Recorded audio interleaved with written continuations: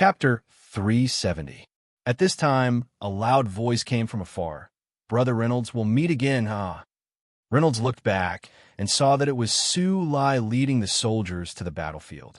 "Okay, this horse has been blessed with swift wind by our magician. It can last for about a week. Ride it and try to hurry."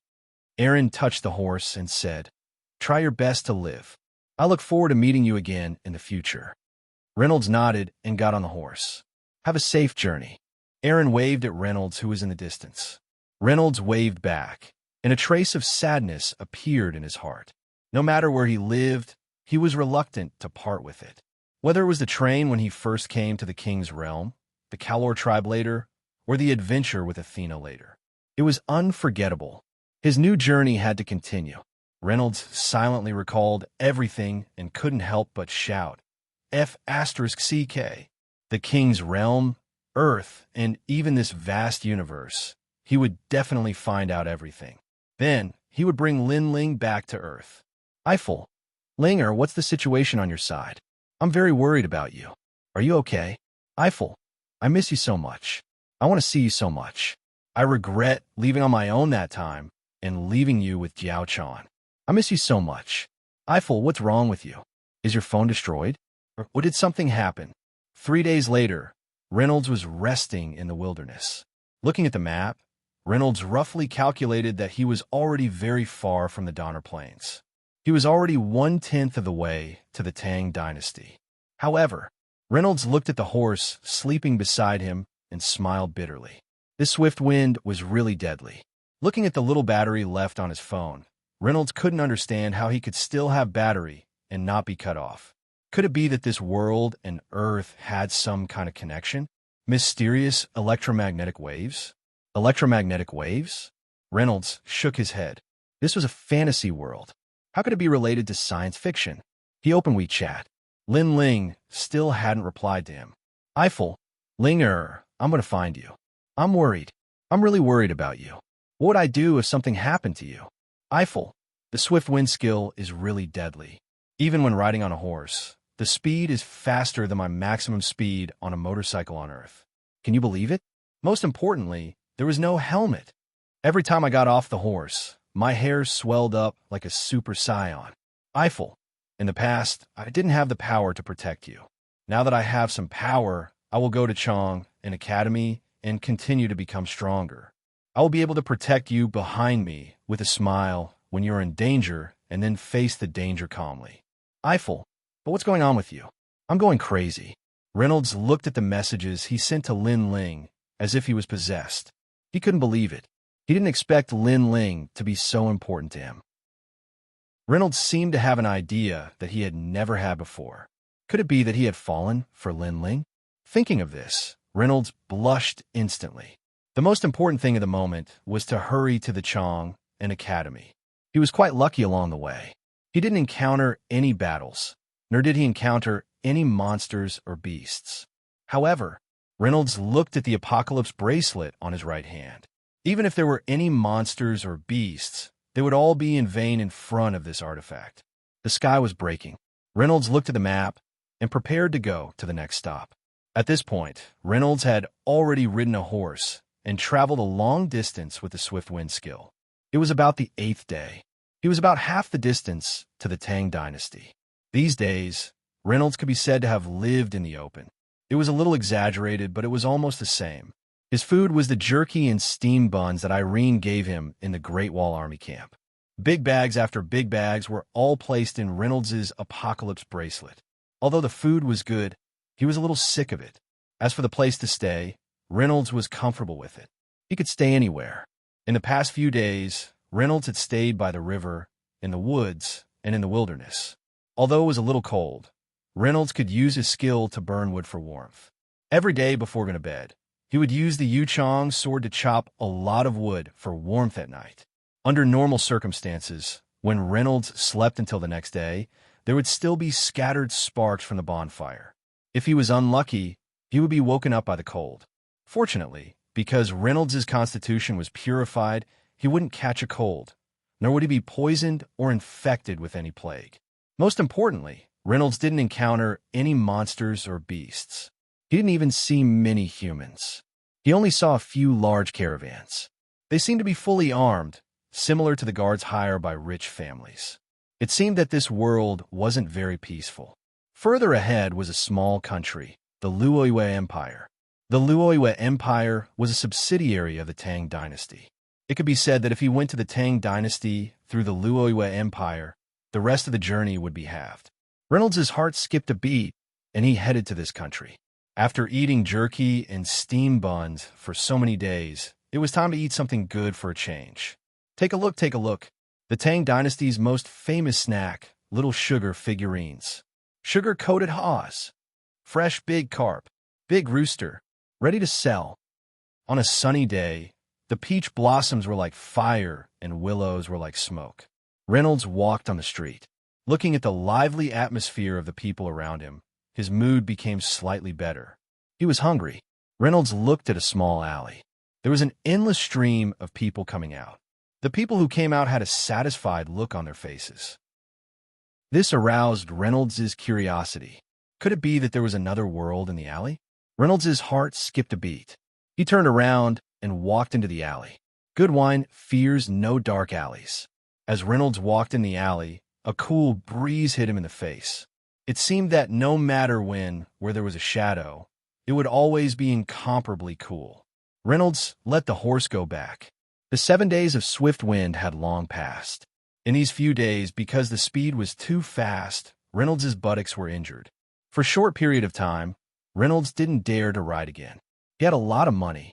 Calling for an Earth Dragon carriage to go to the Tang dynasty was a very good choice. As he walked, a fragrant smell gradually came from the front. Was it an open-air restaurant?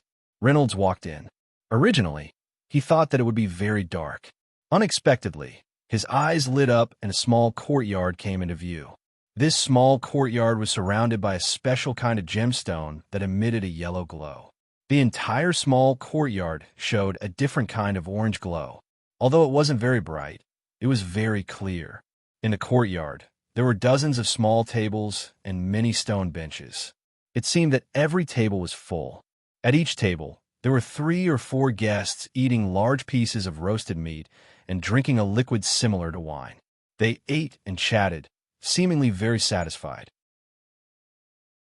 Chapter 371. What would the two of you like to eat? At this moment, a fat middle-aged man covered in grease walked over. Anything. For example, barbecued meat or something. Reynolds found a place to sit down as he spoke. He looked at the customer at the next table. It was a skinny old man in a gray cotton shirt. He was drinking from a jug of wine on the table. Why is there no more wine? The old man held the jug for a long time, but not a single drop of wine fell out of the jug. Roar! Bring me another jug of wine. Grandpa Tate. You must have money to pay the bill today, right? Following the voice was a young girl around 16 or 17 years old. Her black hair was tied up behind her head, and her fair face was delicate and pretty. Although she couldn't be considered pretty, she gave off a lively vibe. Earn this. The skinny old man sobered up after hearing the young girl's words. He quickly said, Little Sister Minnie, why are you here? TSK. Our little Minnie is getting prettier and prettier. Grandpa Tate, don't change the topic. Minnie pouted when she heard Tate's words. At this moment, a tall and sturdy man walked out of the house and said to Minnie with a smile, All right, Minnie, go get the wine for Brother Tate. All right, got it. Minnie stuck out her tongue and skipped away. At this moment, the fat middle-aged man walked over with a jug of barbecued meat and a large jug of drinks. He said to Reynolds, Please enjoy. Reynolds tore off a piece of barbecued meat in one bite. It was crispy and golden, with a moderate saltiness. Reynolds hadn't eaten such fresh meat in a long time. He finished it in a few bites. Then, he gulped down a few mouthfuls of biling from the jug. Instantly, a refreshing feeling rushed into his body. Not bad. Reynolds instantly developed a good impression of this place. Reynolds, who was in a much better mood, took out his phone from his bracelet and looked at it when he saw that everyone was eating. Reynolds helplessly realized that checking his phone every day to see if Lin Ling replied to him had become a daily routine. Had he really fallen in love with Lin Ling? A sense of longing and anxiety that he had never felt before welled up in Reynolds's heart. Reynolds felt that he liked this mood. Just as Reynolds continued to gorge himself on the food, a bustling sound suddenly came from outside the door. It seemed chaotic and very unfriendly. Suddenly, many people appeared at the door. They were all equipped with weapons and armor. They came with ill intentions. Good people don't come. Reynolds inexplicably felt that those people seemed to have a murderous aura. When he took a closer look, he found that their people had already surrounded the small courtyard from inside out. Reynolds instantly entered a state of alert, looking at this sudden change in surprise. Such a group of people clearly did not come with good intentions. They rushed into the courtyard and immediately blocked the direction of the courtyard door. The diners in the courtyard were stunned. Everyone put down the food in their hands and stood up one after another. What was going on? Reynolds was prepared for the worst. He hoped that the people in front of him were not soldiers from Baba Yaga's side. It seemed that they were well equipped, which was very different from Baba Yaga's. The owner of the courtyard, a fat, middle-aged uncle covered in grease, hurried to greet them and said loudly, everyone, what's wrong? What's wrong? Excuse me, are you the boss here? The man with a two-handed sword on his back asked in a cold tone. Warrior, I'm the owner here. May I ask you, sorry to disturb you. We're here just to find one person. With that, the man raised his hand and took out the long-handled sword on his back. He held it with both hands and then slammed it heavily on the ground. With a clang, the tip of the sword suddenly smashed a hole in the stone slab on the ground. The man's eyes were like lightning. He glanced around the courtyard, from the guests to the shop owners in the surrounding houses. Then he said coldly, sorry to disturb you. We don't want to cause more trouble. We won't disturb anyone who has nothing to do with tonight's matter. If you're willing to cooperate, stand aside. When it's over, you can leave after showing your identity. This small country affiliated to the Tang dynasty had never experienced such a thing. Hearing his words, there was a commotion. The middle-aged man's face changed at this time. He said in a deep voice, do you know where this place is? This capital was established as a vassal state by the Tang dynasty, the most powerful dynasty on the continent, a long time ago. Who are you? Are you from the royal family of some country? They don't have the qualifications to investigate this place, do they? The middle-aged man heard this and smiled proudly. He took out a token and said, the Bounty Hunter Association's special badge is here. It's endorsed by the association. If you don't want to cause trouble, please don't poke your nose into other people's business. With that, the man's eyes were like an eagle's. He glanced over, and his tone was very fierce. He said word by word, sir, you've been living in seclusion here for so many years. Don't you know that there's no such thing as an impenetrable wall in this world? We've been entrusted by the Bounty Hunter Association to come here on behalf of the owner to find you. You won't be able to escape from the grudge of the past. Since you're a famous person, don't hide anymore. Just come out directly. After he finished speaking, he let out a sinister laugh and stomped his foot heavily. With a bang, a ball of silver light flashed from his body. The thick stone slab on the ground was smashed into pieces by his foot. The man shouted loudly. Many diners in the courtyard changed their expressions. Looking at the crushed stone slab under his foot, many people's eyes were filled with awe. The dozen or so armored warriors that had rushed into the courtyard also lit up their weapons one after another. So many murderous gazes roamed around the courtyard. Although these people didn't really use force, they didn't hide the threat on their faces. Mister, a polite voice sounded. Reynolds turned his head and saw that it was one of the two guests who were originally sitting in the courtyard and eating porridge. These two guests were about 40 years old. They looked neat and clean. When they spoke, they smiled. At first glance, they looked like standard businessmen. The one who spoke was a slightly fatter one. He walked a few steps forward with a smile and said politely to the man, Sir, what you do here has nothing to do with us diners. If there's nothing else, we'll leave now. It'll be convenient for you. What do you think? The businessman had a smile on his face. The man glanced at him, and his expression didn't change. He said lightly, I'm sorry. Please don't be impatient. Wait here for a while. As long as no one interferes, we won't disturb others. You can't leave now. Chapter 372. The merchant's face turned somewhat ugly, and the other diners could not help but clamor. The man sneered and shouted, "Brothers, let these guests have a good rest." More than a dozen fully armed warriors immediately surrounded them. With swords and sabers, they drove the guests in the courtyard to a corner. Lin Tian hid in the crowd and quietly stood with everyone in the corner.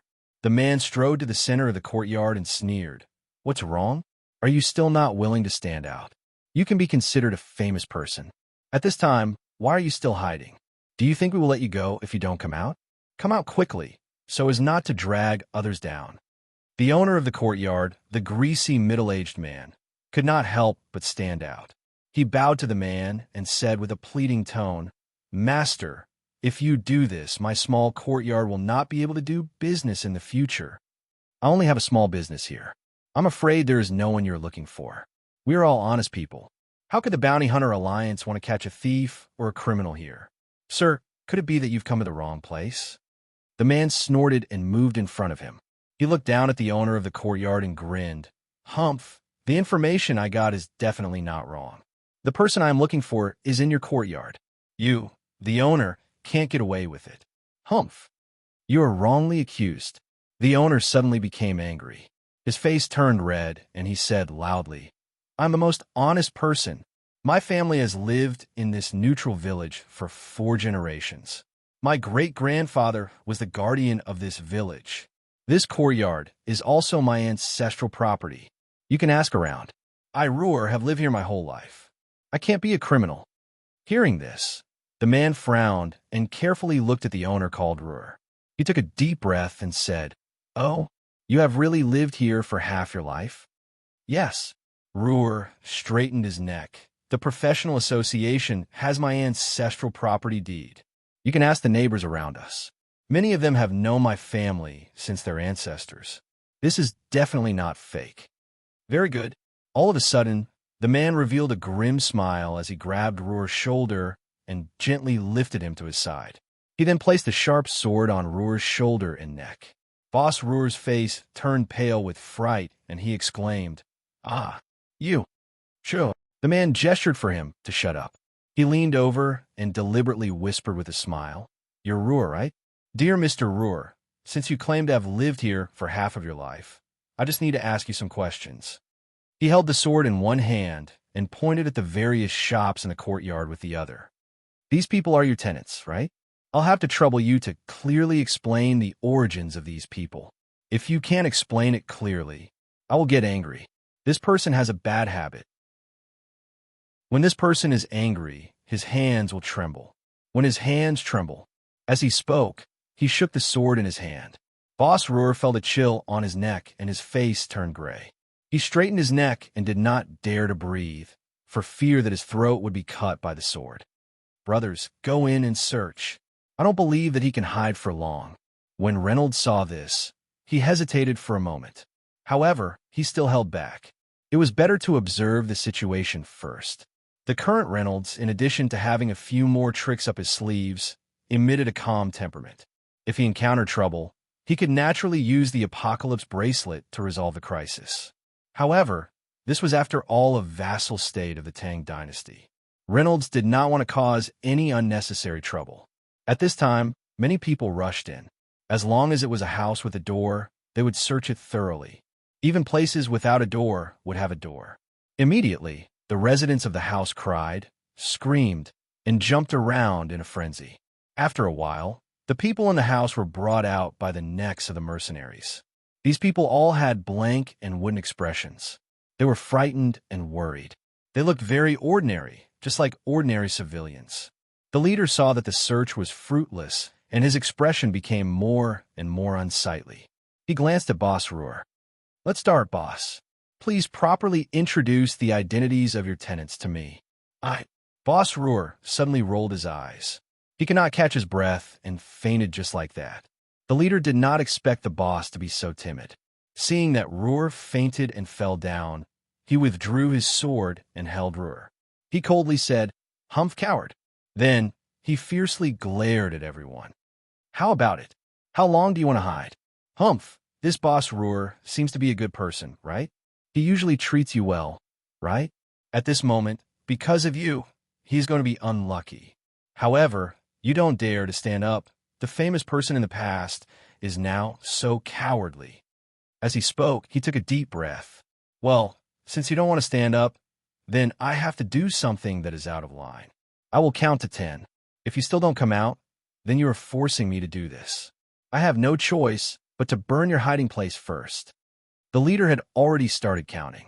1, 2, 3, 7, 8, 9, 10. Oh my, do you really want to hide until the end? Go, burn this house down for me first. As soon as the leader gave the order, a warrior carrying a torch walked towards the first barbecue stall. He grabbed the torch and was about to throw it on the wooden tables and shelves inside the house. Suddenly, a figure fiercely jumped out. With a bang, the warrior carrying the torch flew out and directly hit the courtyard wall.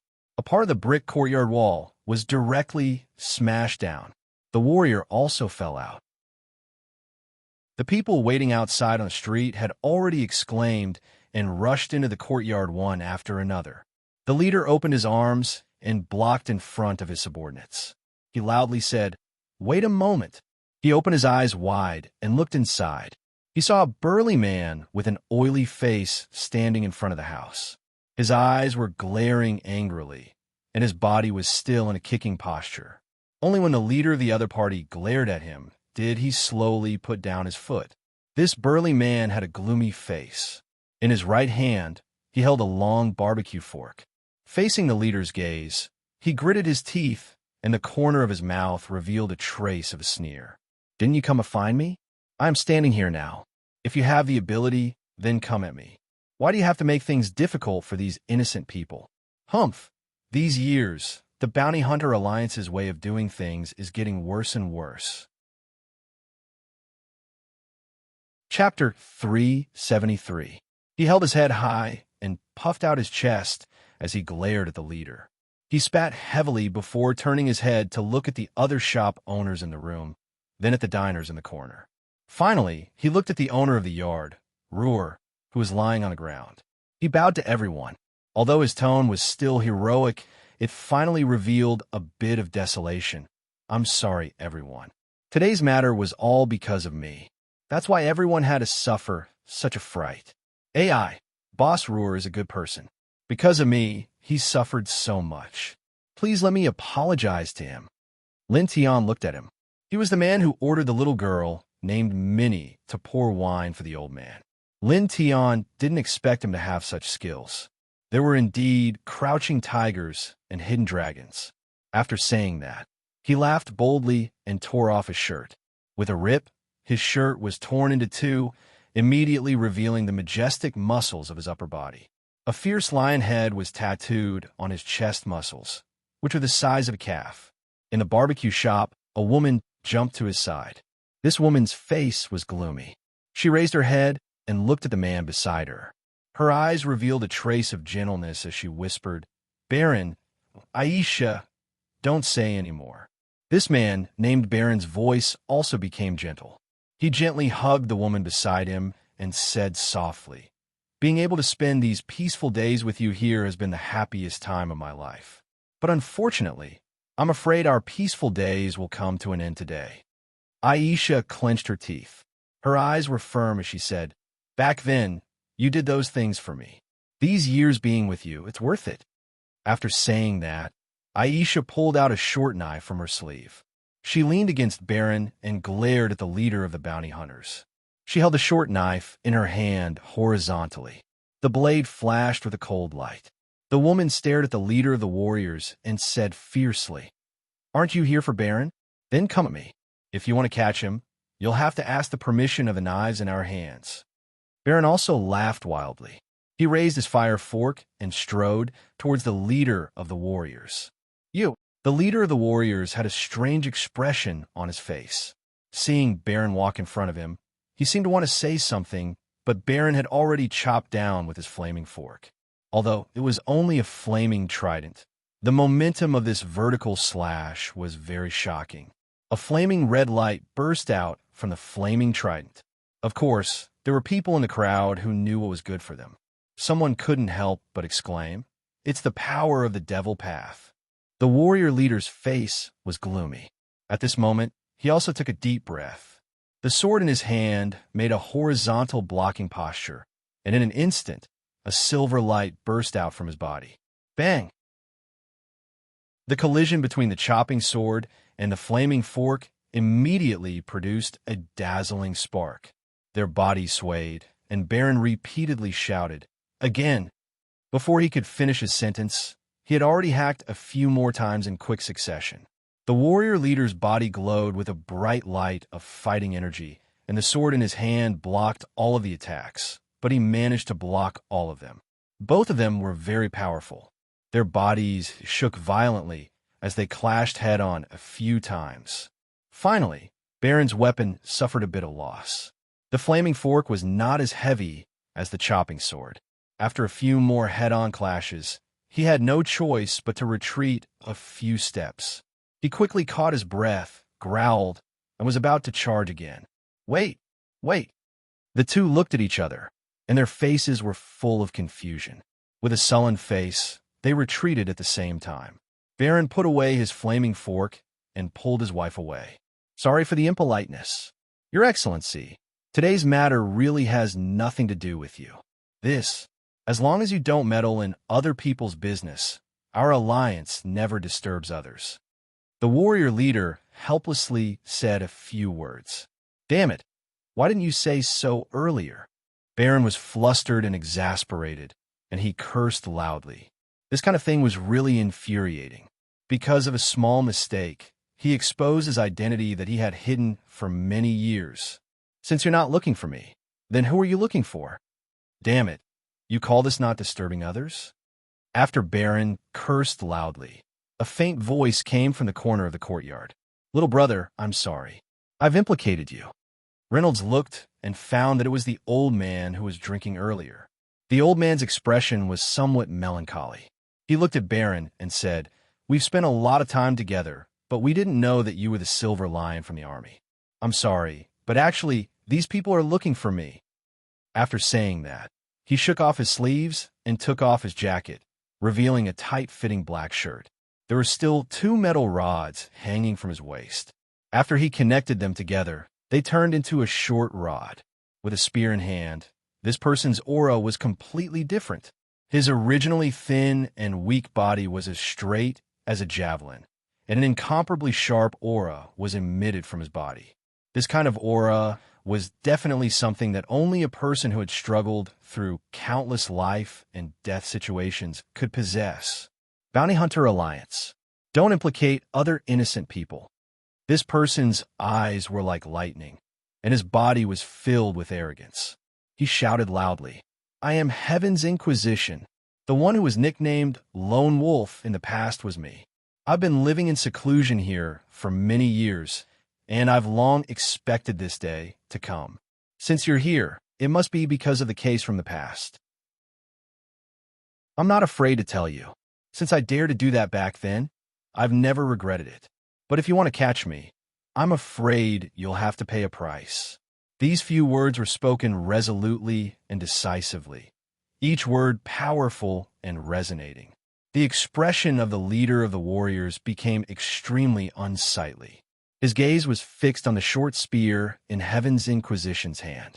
Then, he slowly placed his sword in front of him and swallowed hard. Heaven's Inquisition. You're Heaven's Inquisition? That's right, I am. The warrior leader took a deep breath and said, Babika, Godly Spear. You were once the #1 Godly Spear General of the Babika Kingdom. You once served the military and went deep into the Beastmen Alliance to investigate military matters. In the past, you also made a great contribution by burning the Beastmen Alliance's granary. But later on, you were hired by the royal family to escort a caravan of goods into the Beastmen's territory for trade. In the end, it was revealed that you killed the people in the caravan, took the goods, and disappeared. The Kingdom of Babika put you on the wanted list for many years, but you never showed up. Am I right? That's right. That's what I did. Heaven's Inquisition held his head high and shouted loudly. But that so-called killing each other is bullshit. Heaven's Inquisition, have always done things with a clear conscience. Chapter 374. Back then, when I was tasked to escort the caravan, I found out that the royal family of Babika had violated the law and sold prohibited weapons and armor to the orcs. I, Heaven's Inquisition, have served my kingdom for many years. How could I ignore such a matter? In a fit of anger, I killed those traitorous bastards. However, the royal family of Babika was a powerful figure in the kingdom. Whether it was right or wrong, it was up to the mouths of those old nobles. People like me had nowhere to redress the injustice, so I simply left. After he finished speaking, his face was full of heroic spirit, which made Reynolds and the others feel even more impressed. Suddenly, good man, there was a burst of cheers, but the one who let out this praise was none other than the leader of the warriors. This guy stared at Heaven's Inquisition and said loudly, "Your Excellency, Heaven's Inquisition, I have heard of your deeds in the past. You went hundreds of miles into the Orc Kingdom and burned their granary. This is even more satisfying. I believe in your character. You're definitely not a greedy thief." "Thank you very much." Heaven's Inquisition's expression did not change. He said lightly, "All right, I've said what I wanted to say. I know your rules. Since you are here to capture me, then do it. There is no need to be embarrassed." The leader of the warriors had a strange expression again. He took a deep breath and looked at Heaven's Inquisition, who was holding a short stick. He spread out his hands and said, "That, Mr. Heaven's Inquisition, I admire your character. However, the person I'm looking for this time isn't you." Heaven's Inquisition, the muscles on their faces twitched. No one knew what they were thinking at this moment. However, Reynolds knew that Heaven's Inquisition was probably vomiting blood from anger. Haha, Reynolds had never seen such an interesting thing. He could not help but chuckle. He decided to continue watching the show. You. Heaven's Inquisition was so angry that he almost vomited blood. He squeezed out a sentence from his throat and said, "Then who are you looking for?" "They are here to look for me." Lightly, a figure flew out of the house and landed beside Heaven's Inquisition. This old woman's face was full of wrinkles, and she was wearing a black robe. At this moment, a broken wooden stick had appeared in her hand out of nowhere. The old woman's eyes were filled with sorrow as she let out a long sigh. Her voice was filled with the desolation of the vicissitudes of time. "You're all good children. Baron, Aisha, you two are a true couple. Heaven's Inquisition, you're also a righteous fellow. It's a pity that I've implicated everyone.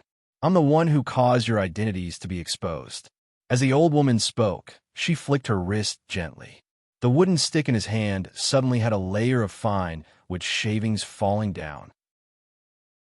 In the blink of an eye, she peeled off a layer of wood shavings. How was the stick in her hand still a wooden stick? Clearly, it was a magic wand. At this moment, everyone present, including Baron, Baby Ka, Inquisitive Heaven, and the leader of the warriors, had a huge change in expression. Wand. This old woman was actually a devil-down master. You are? The woman named Baron, Isha, looked at the old woman with a shocked expression. She couldn't help but tremble as she said, "You good child." The old woman smiled gently. There was a trace of benevolence in her smile. "I'm very sorry. I've hidden it from you all for so many years. Actually, I've never told you my real name because it's a bit unpleasant to hear. It's called Madam Black Scorpion." Black Scorpion, Madam. Isha's expression changed dramatically. She looked at the old woman with a trace of fear. Even Baron couldn't help but open his mouth wide.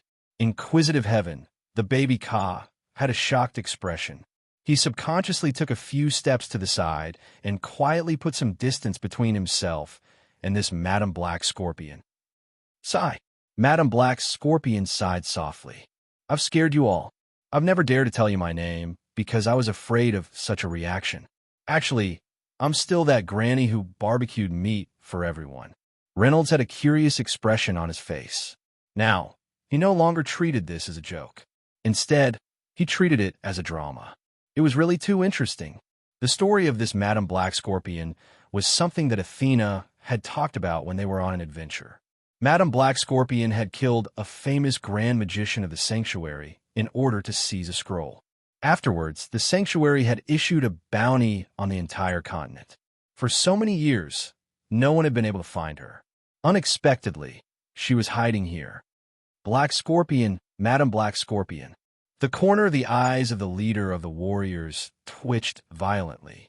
He subconsciously took a step back and stared at the old woman in front of him as if he was facing a great enemy. He fiercely clenched his teeth. Come, since you want to capture this old woman, you have to show some real ability. How many people have you prepared outside? How many magicians did the Bounty Hunter Alliance send this time?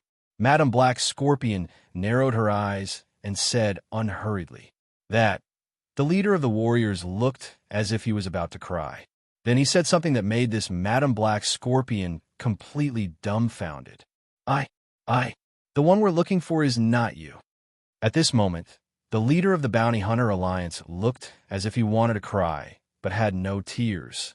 Although he was still holding his sword tightly in his hand, looking at the three big fish that had jumped out of the courtyard one after another. My God, I've been a bounty hunter for half my life, but I've never encountered a situation like today. Surprise? Shock? Terror? At this moment, the most difficult thing for the leader of the Bounty Hunter Alliance was that after today's disturbance, these big fish had been accidentally forced out. This was equivalent to ruining their hidden identities. Whether it was Silver Lion, Heaven's Inquisition, or this Madame Black Scorpion, they were all well-known figures. Any one of them had a large bounty hanging above their heads. They had at least a dozen bounties on their heads. They had hidden their identities and lived here in seclusion for so long. In the end, they had been brought here to cause a ruckus. Now that their identities had been exposed, these people would definitely have to quickly flee and change their location. They would also have to prepare to deal with the enemies and pursuers that would follow after the news spread. This kind of matter was definitely not something that could be brushed off by saying sorry. It's a misunderstanding. At the very least, the leader of the Bounty Hunter Alliance put himself in their shoes. If he was in their shoes and his identity was exposed by a group of unrelated people, he would definitely not be able to take this lying down. He would even have the heart to kill someone. One Silver Lion Baron was enough to be on par with him. With the addition of the more outstanding Babika Spear God and Madame Black Scorpion, who had outstanding magic power. Chapter 375. The bounty hunter leader and his warriors couldn't help but break out in cold sweat. Young man, the one who spoke was the oldest, Madame Black Scorpion. The wrinkles on this old woman's face were trembling. Her eyes were like a nighthawk as she stared at the bounty hunter leader. Tonight, you came to our courtyard and did such a big thing. We all jumped out and reported our names, but we still don't know your name. The bounty hunter leader really didn't want to report his name. Could it be that he wanted to seek revenge in the future? But in such a situation, if he didn't even dare to report his name, he wouldn't be able to survive in the future. Gritting his teeth, the bounty hunter leader said bitterly, Madam is too polite. I'm a hunter of the Alliance. Madam can call me Alessandra. Puffed. Reynolds couldn't help but laugh out loud. This person's name was very unique. At this moment, he was really under a lot of pressure. Alessandra only glared at Reynolds, but didn't have the heart to say anything else. Madame Black Scorpion's smile became more and more cheerful, but at the same time, her eyes seemed to become more and more profound. She stared at Alessandra and said slowly, Since you didn't come for us, I'm curious. I'm very curious. Who exactly are you here for? If we can't get to the bottom of this matter today, I'm sure we won't be able to rest easy. Alessandra, why don't you tell us? Alessandra forced a smile. He trembled a little as he wiped the cold sweat on his forehead. He pretended to be calm and said, I've frightened you. Today's matter was my recklessness. I didn't reveal my name at the beginning. He bit his lips and then took a deep breath. He said loudly, The target we're looking for today is in this courtyard. This person once committed a big crime in the western region. He poisoned a Viscount's entire family of 17 people in one night. He also stole from the Castle Chamber of Commerce in the Eastern region. He stole the guaranteed reserve of 2,000 gold coins. He also killed a manager of the Commerce Association and 2 managers of the Mercenary Association.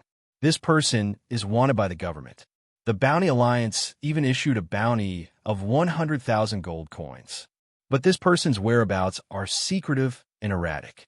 He's cautious and cunning. He hasn't left any traces for many years, making it impossible to find him. It wasn't until recently that our Bounty Alliance received accurate news that this person is hiding here. When Alexander finished speaking, Madame Black Scorpion, Heaven's Inquisition, Baron, and the others were all moved. Killing 17 members of the Viscount's family and 2 deacons of the Chamber of Commerce. That divine spear Heaven's Inquisition muttered to himself for a while before saying loudly, "I've also heard of these matters. So the person you're looking for is that fellow called Thousand-Faced Spider?" When the words thousand-faced arachnid were mentioned, Heaven's Inquisition couldn't help but raise his eyebrows. Even Silver Lion Baron and his wife's expressions changed slightly. Only Madame Black Scorpion chuckled coldly. Thousand-Faced Spider? Oomph. I've heard of this name before. For such a guy, all of us were dragged into this mess. Hey, Silver Lion Baron was a hot-tempered person. Otherwise, he would not have killed someone in a fit of rage. At this moment, his heart was filled with anger. He glared at Alexander and shouted, "You're such a mess. Since you're here to look for the thousand-faced spider, why didn't you make it clear when you walked in? Instead, you made me think. At this moment, Alexander's forehead was covered in cold sweat. He really didn't want to say it, but when he saw Madame Black Scorpion's cold gaze, he could only hurriedly explain. I'm afraid you'll laugh at me if I say it. We did come for the thousand-faced spider, and we did receive accurate information that the thousand-faced spider was hiding in this courtyard. But, his face stiffened, but he still braced himself and continued. But we still couldn't confirm the identity of the thousand-faced spider. This person is extremely cruel and cunning. His skills are ruthless. Aside from his powerful martial arts, he is also proficient in using poison. He also has a godlike disguise ability, which is why he is called the thousand-faced spider. Over the years, he has used different identities to complete his cases, and he never leaves anyone alive. Therefore, we don't know what this thousand-faced spider looks like. We can't even confirm whether this person is male or female, old or young. The only clue is that every time this person finishes a case, he will leave behind a unique spider mark. The rest is Motherf asterisk her. The irascible Baron couldn't help but spit out. Madame Black Scorpion sneered and spoke slowly. Thousand-faced arachnid. I don't care about its identity. It's just that because of this little thing, you've lured us out. No matter what, we can't just let this matter go like this. You said that this little spider is in this courtyard? Since none of us are, then, could it be her? Everyone looked at the little girl, called Minnie. Surrounded by everyone's gazes, Minnie was like a withered leaf on a tree in the wind. She couldn't even stand steadily. Could she be the thousand-faced spider? Her originally delicate and pretty face was now incomparably pale. Her eyes were filled with tears as she looked at everything in horror, as if she could cry at any time. At this moment, Minnie seemed to have understood something. She hurriedly waved her hands and said, "No, it's not me. It's not me." Looking at everyone's doubtful gazes, she was on the verge of crying. At this moment, she was extremely frightened. "Don't look at me like that. I'm just a wine cellar." Minnie trembled with fear as she walked to Madame Black Scorpion's side. She cried, "Granny, I'm really not the thousand-faced spider." "Good child, I believe you." Madame Black Scorpion had a kind smile on her face. She used her hand to touch Minnie's little face and turned to Alexander. "I've already tested her just now. This child's body doesn't have the slightest bit of magic fluctuation. I can conclude that she's not a magician." Madame Black Scorpion then said to Baron and Heaven's Inquisition, "I'll be the judge of magic, but I'm not good at martial arts. You two are the experts, so take a look yourselves." Saying this, Madame Black Scorpion stretched out her hand and opened Minnie's palm. Heaven's inquisition and Baron's expressions were calm. They walked over, one on the left and one on the right, sandwiching Minnie in the middle. They carefully examined Minnie's palm, then looked at each other and shook their heads at the same time. It's not her. The one who spoke was Divine Spear Inquisition. He slowly said, "This child's palm doesn't look like it's trained in martial arts." Chapter 376. Anyone who practices martial arts, no matter if it's martial arts or any kind of weapon, no matter how well they take care of it, the joints of their palms and fingers are definitely different from ordinary people. In my eyes, even the slightest difference can't escape my eyes. Moreover, although there are calluses on our palms, they're definitely not from practicing martial arts. They're for doing manual labor on a daily basis. At this point, he heaved a sigh of relief. This child is clean. When the girl heard this, tears flowed out of her eyes. It was as if she had finally calmed down. Then, with a loud wail, she began to cry. Baron glared at Alexander angrily. "Hey, look carefully. Everyone in our courtyard is here.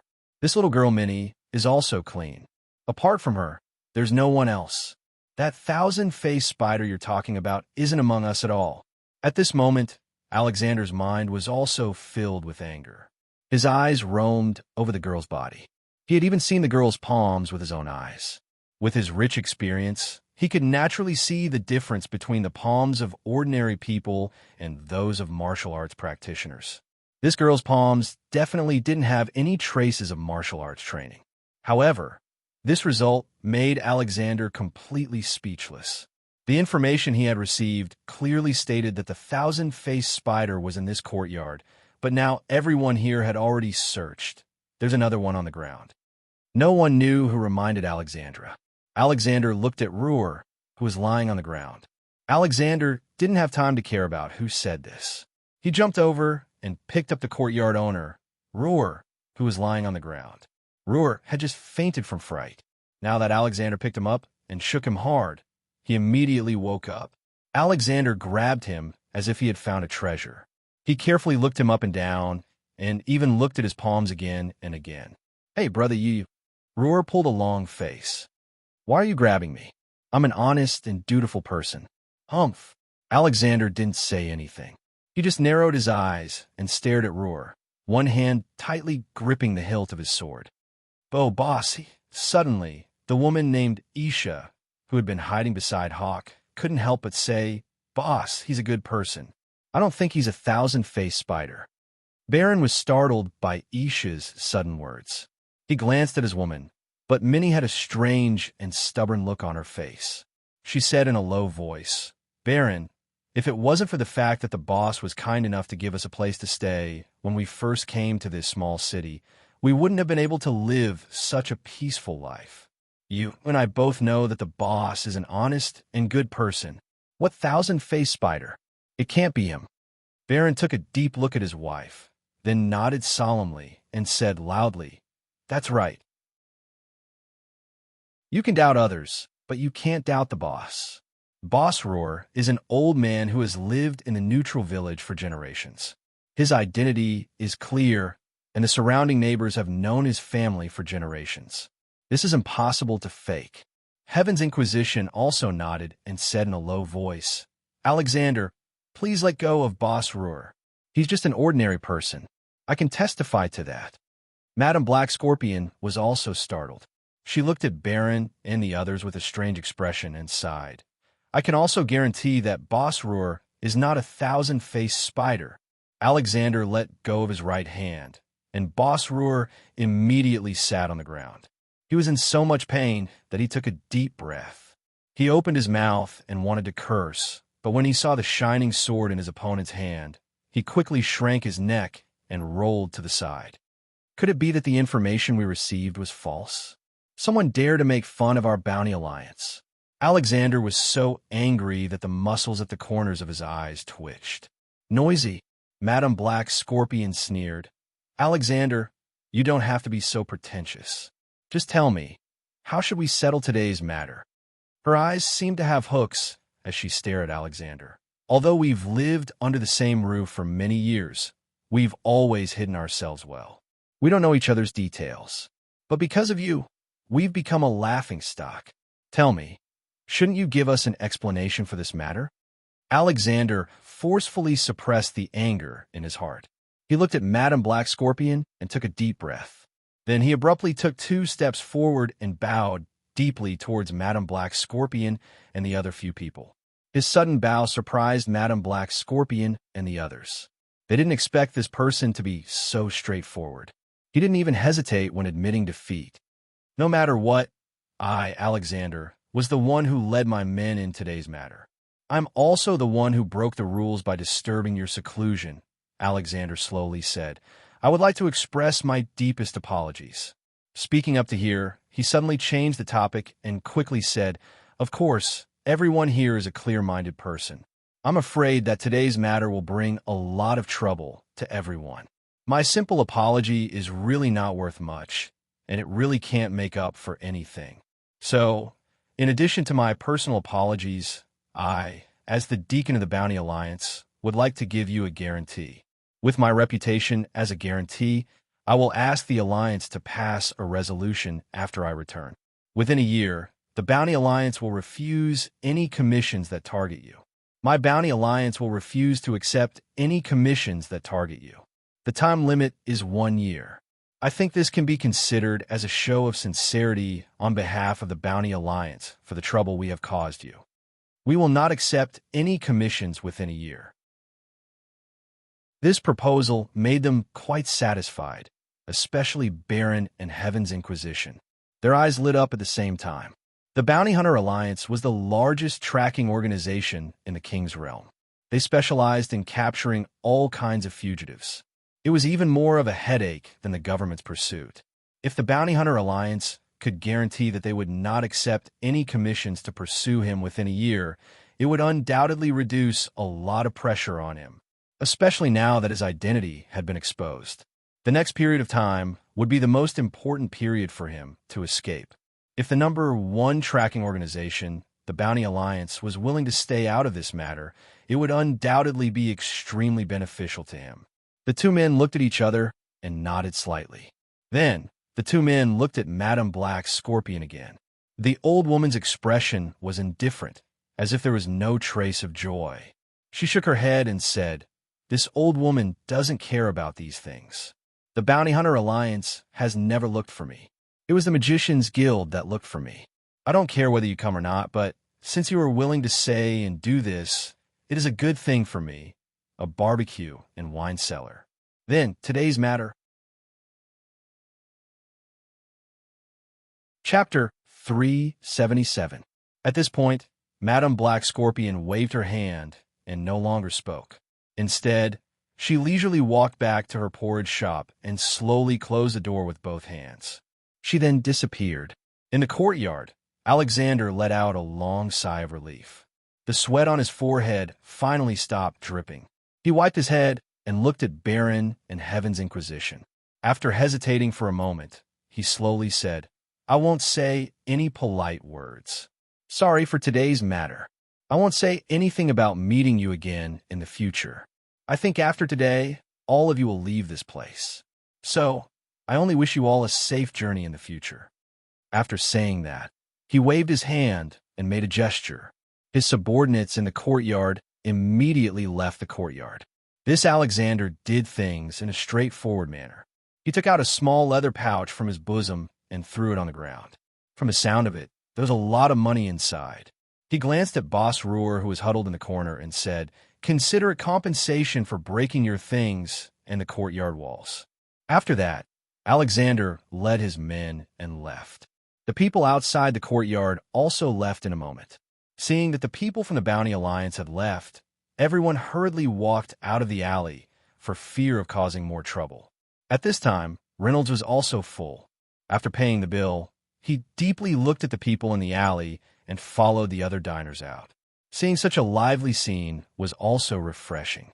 However, to Reynolds, it was just a passing encounter. They would not cross paths in the future. However, Reynolds thought for a moment and could not help but smile. That thousand-faced spider, was it really hiding its strength? Impossible. Reynolds was sure that the thousand-faced spider was definitely in this courtyard. However, at that time, even if Alexander was given the courage, he would not dare to make a move to capture him. After all, today's misunderstanding was too big. He definitely did not expect to meet three great gods in this small town. One was Silver Lion, one was Heaven's Inquisition, and one was Madam Black Scorpion. Moreover, if they really fought, Alexander would at most be able to fight to a draw with Silver Lion. Moreover, once the Silver Lion became ruthless, a martial artist like Alexander would not be able to withstand it. Moreover, there was the even more powerful Heaven's Inquisition and Madam Black Scorpion.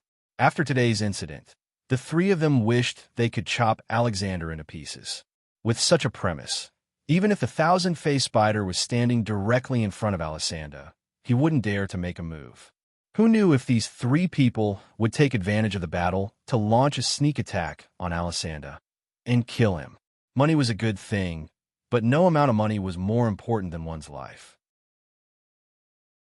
Therefore, even if the thousand-faced arachnid was standing in front of him, he would pretend not to know. Thinking deeper, he was a bounty hunter. If he didn't dare to make a move when a criminal was standing in front of him, it would damage his reputation and he wouldn't be able to survive in the future. But if they didn't recognize him, then it didn't matter. Thinking of this, Reynolds couldn't help but be a little surprised. When did he become so smart? It seemed that after coming to the realm of kings for a few months, his state of mind had undergone a perfect sublimation. Shaking his head, Reynolds stopped thinking about it. He took out the map and looked at it. There was a pier at the border of the Moonfall Empire, and it was the only route from the Moonfall Empire to the Great Tang Dynasty. Waterways? With a thought, Reynolds set off toward the Empire's borders. The journey was long, and Reynolds slept in an inn on the first night. Before going to bed, he took out his phone and looked left and right, but he didn't see any messages from Lin Ling Elena. I'm about to reach the Chang'an Academy. Elena, don't worry. After I get there, I'll protect you and find a way to return to Earth. This was the message Reynolds sent to Lin Ling today. There was still no response. He didn't know how she was doing over there. His original worry had become the motivation to get to Chang'an City as soon as possible. I hope she's okay. Lin Ling, Reynolds muttered to himself. The night was silent. The next day, Reynolds set off toward the border of the small city. When he got there, the person in charge of the Earth Dragon carriage said, "You're in luck. There are 2 Earth Dragon carriages going to the port of the Moonfall Empire. There's a family in the carriages, and they're very kind. If you don't mind, you can share the carriage with them." The manager smiled and said, "But the toll to the port of the Moonfall Empire's border is not cheap." Reynolds was not short of money, so he immediately took out a gold coin and threw it to him. The manager didn't say anything else and led Reynolds to a corner of the square. Here, an Earth Dragon carriage was parked. This carriage indeed looked like it was used for long-distance travel. It was a 6-wheeled carriage that was much longer than ordinary carriages. The manager called the coachman, who led Reynolds into the carriage and said, "Guest, please come in. If there's nothing else, we can set off now. If we go fast, we can reach the port of the Empire tonight. Don't worry, I've been running this route for a long time. I'm very familiar with it, and I guarantee that you'll have a comfortable journey." Reynolds nodded and stepped into the carriage. The coachman behind him quickly closed the door. Chen Daolin saw several people in the carriage with the light from the window. There were boyfriends and girlfriends, old and young. He habitually nodded to these people. When he was about to close his eyes to rest, he suddenly opened his eyes quickly and stared at these people blankly. There were 6 guests in the carriage. A tall and sturdy man with a shirt open revealed a lion head tattoo on his chest. Beside him was a beautiful woman in her 30s. A skinny man with a sad face was sitting in the corner. His clothes were dirty. Beside him was a middle-aged man with a head as messy as a chicken's nest. On the seat closest to Reynolds, there were 2 women, one old and one young. One of them was a young girl with a round face and freckles on her cheeks. The other was an old woman with a face full of wrinkles. The old woman was even holding a paper bag of boiled beans in her hands. She was slowly throwing the beans into her mouth, chewing and tasting them carefully. Her turbid eyes were squinting as she quietly sized up Reynolds.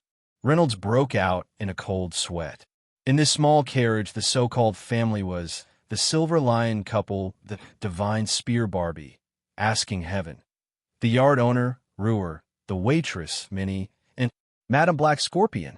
If Reynolds had to use words to describe his current mood, it would be, he wanted to curse out loud. Son of a bitch. Reynolds's mind was in a bit of a daze, and he forced out a few dry laughs. His first reaction was to turn around and run out of the door. However, the carriage's wheels were slowly rolling. Chapter 378. Reynolds's smile became more and more unsightly. Then, he could only sigh. On the other hand, Madame Black Scorpion had already bent over and gently extended her skinny hand covered with age spots. The old woman's eyes looked at Reynolds's body and said with a smile, "You look very familiar." I don't look familiar. I don't look familiar." Reynolds rubbed his forehead uncomfortably. "I've never seen you all before, and I definitely don't know you." "How could that be?" Madame Black Scorpion's smiling appearance was very benevolent. "I remember that you bought a large piece of roasted meat from our courtyard last night." Reynolds sighed and pulled the corners of his mouth, but he couldn't say a word. "Little guy, you don't look right." Madame Black Scorpion sighed softly. "Don't tell me you don't feel well somewhere. Alas, you youngsters should take good care of your bodies. Don't be like this old woman. You only know how to handle things at this age." Reynolds couldn't even smile. "Since you're here, sit down." The one who spoke was the courtyard owner, Ruhr, with his messy hair. This guy's smiling appearance made him look like an amiable businessman. But at this moment, his eyes flashed with a kind of light that made Reynolds feel indescribably cold. "I also remember you. You were one of the guests in my courtyard last night," Ruhr said indifferently. Renaud smiled bitterly and said, "Everyone, can I let what happened just now never happen? Can I pretend that I didn't meet you and that you didn't see me? I'll get off now, and we'll pretend that we didn't meet, okay?" The fellows looked at one another, and at last sighed at the same time. Ruhr glanced at Reynolds with pity in his eyes and asked, "What do you think?" Madame Black Scorpion laughed mischievously. Her other hand touched Reynolds's forehead between his eyebrows at lightning speed. Before Reynolds could react, he suddenly felt his whole body stiffen and fell down with a plop. Reynolds turned pale with fright. He had miscalculated. If he had known earlier, he would have used the Apocalypse bracelet to escape. Now that he was being held hostage by them, he didn't know what would happen. Ruhr looked at Renaud and grinned. His eyes emitted a strange light, which made Renaud feel scared. Reynolds lay there. He didn't know what spell Madame Black Scorpion had cast on him, but his body was so stiff that he didn't feel anything. He only looked at the people in the carriage, and his heart grew more and more anxious. Boss Ruhr, is he really a thousand-faced spider? But what was the background of that girl who was selling soy sauce? Encountering this group of people was truly unlucky.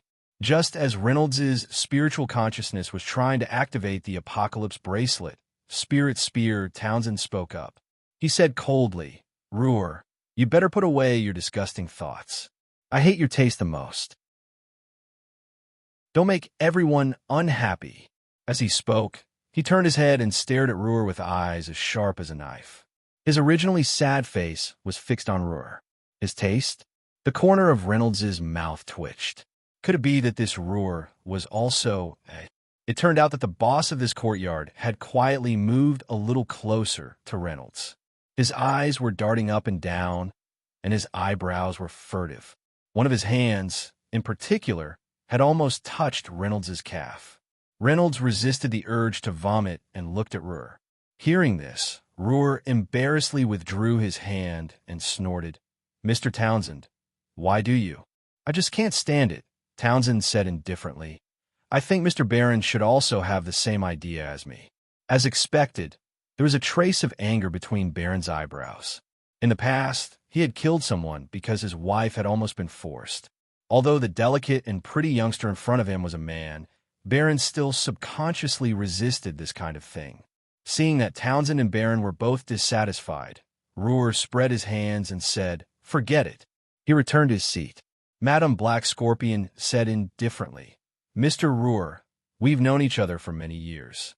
Since we're on the road together, it's best to avoid causing trouble." After a pause, she said with a smile, "I think this young man is quite pleasing to the eye. I'll plead on his behalf. Boss Ruhr, can you let him go?" She spoke with a smile, but Boss Ruhr's face was full of cold sweat. He hurriedly said politely, I wouldn't dare. Since Madame Black Scorpion has spoken, how would I dare to say no?" Reynolds's face turned ashen when he saw this. However, he couldn't move his body and couldn't even speak. He could only look at Boss Ruhr with a trace of gloominess in his eyes. Why didn't he decisively use the Apocalypse bracelet in the beginning? Now that he was under some kind of spell, he couldn't even move. It seemed that he was still too young. He had already been in this world for a few months. Even so, his mind was still not meticulous enough, and his methods were still not ruthless enough. If he had the opportunity to move later, he would definitely open the netherworld path without hesitation and suck them in to accompany those beastmen soldiers. The dragon carriage went west all the way, only stopping 2 or 3 times to rest along the way. Although Reynolds wanted to look for an opportunity to escape, he couldn't find an opportunity because he was imprisoned. Most importantly, his divine sense was also imprisoned, so he couldn't open the netherworld path in the bracelet. In this way, Reynolds heard Townsend and the coachman talking in the afternoon. He heard the coachman talk about the distance. They would arrive at the Fallen Moon Empire's port around nightfall. In the evening, they weren't far from the port. The coachman had already informed everyone that they would be able to see the port in a few dozen miles. The dragon carriage passed through a forest that wasn't dense and went around the edge of the forest. At this moment, a burst of urgent whistling suddenly came from the forest. A low growl was heard, and several shadows jumped out of the forest. A sturdy bear soldier jumped out of the forest. With a fierce pounce, the earth dragon let out a frightened and sorrowful cry. It immediately raised its front claws, almost flipping the dragon carriage over. That bear soldier had already bitten the earth dragon's neck, and its huge body forcibly pushed the dragon down. The earth dragon cried out and struggled, but it was firmly pressed down and couldn't move. Blood sprayed all over the ground, and it quickly lost its strength. The other earth dragon pulling the carriage was already trembling in fear. It let out a sorrowful cry and almost broke free of the reins. After all, earth dragons were docile magic beasts. The coachman was also frightened and shouted with all his might. However, this frightened earth dragon kept struggling, and its body crashed into the carriage, immediately knocking the carriage open. At this moment, another bear soldier had already pounced on the earth dragon from behind. Its claws easily pierced the earth dragon's abdomen, and it opened its mouth to bite the earth dragon's neck. Chapter 379. The coachman's reaction was also dissatisfied. After all, he was a veteran and had already pulled out a knife from under his seat. Unfortunately, before he could jump off the dragon carriage, a figure had already jumped over and landed on the roof of the carriage. With a cold light, the coachman's head flew into the sky. At this moment, a few black shadows had already surrounded the carriage. It was a small team of orc bear soldiers. A bear soldier stood on the roof of the carriage. It was the one who had just cut off the coachman's head with a sword. He raised his blood-dripping sword and roared, then jumped off the carriage. Several bear tribe soldiers came over and surrounded the carriage. These bear tribe soldiers were clearly experienced. They bit the earth dragon, pulling the carriage to death, and killed the coachman, making it impossible for the people in the carriage to escape. The carriage stopped there. The wolf howls outside rose and fell one after another, but the carriage remained silent. Finally, the door of the carriage slowly opened. Silver Lion Baron jumped out in large strides. He had a majestic figure and was the most obvious target. As soon as he came out, a bear soldier closest to the carriage became vigilant and growled at him. Baron didn't even look at him. He just reached out and helped his woman, Isha, out of the carriage. He held a long saber in his hand, facing the bear soldiers around him. His expression was indifferent, without the slightest bit of nervousness or fear. Afterward, Townsend came out of the carriage. He still had a distressed look on his face, but he was carrying a short stick on his shoulder. After walking out and looking at the bear soldiers around him, Townsend frowned and said, "Boss Ruhr, didn't you say that this road is very safe?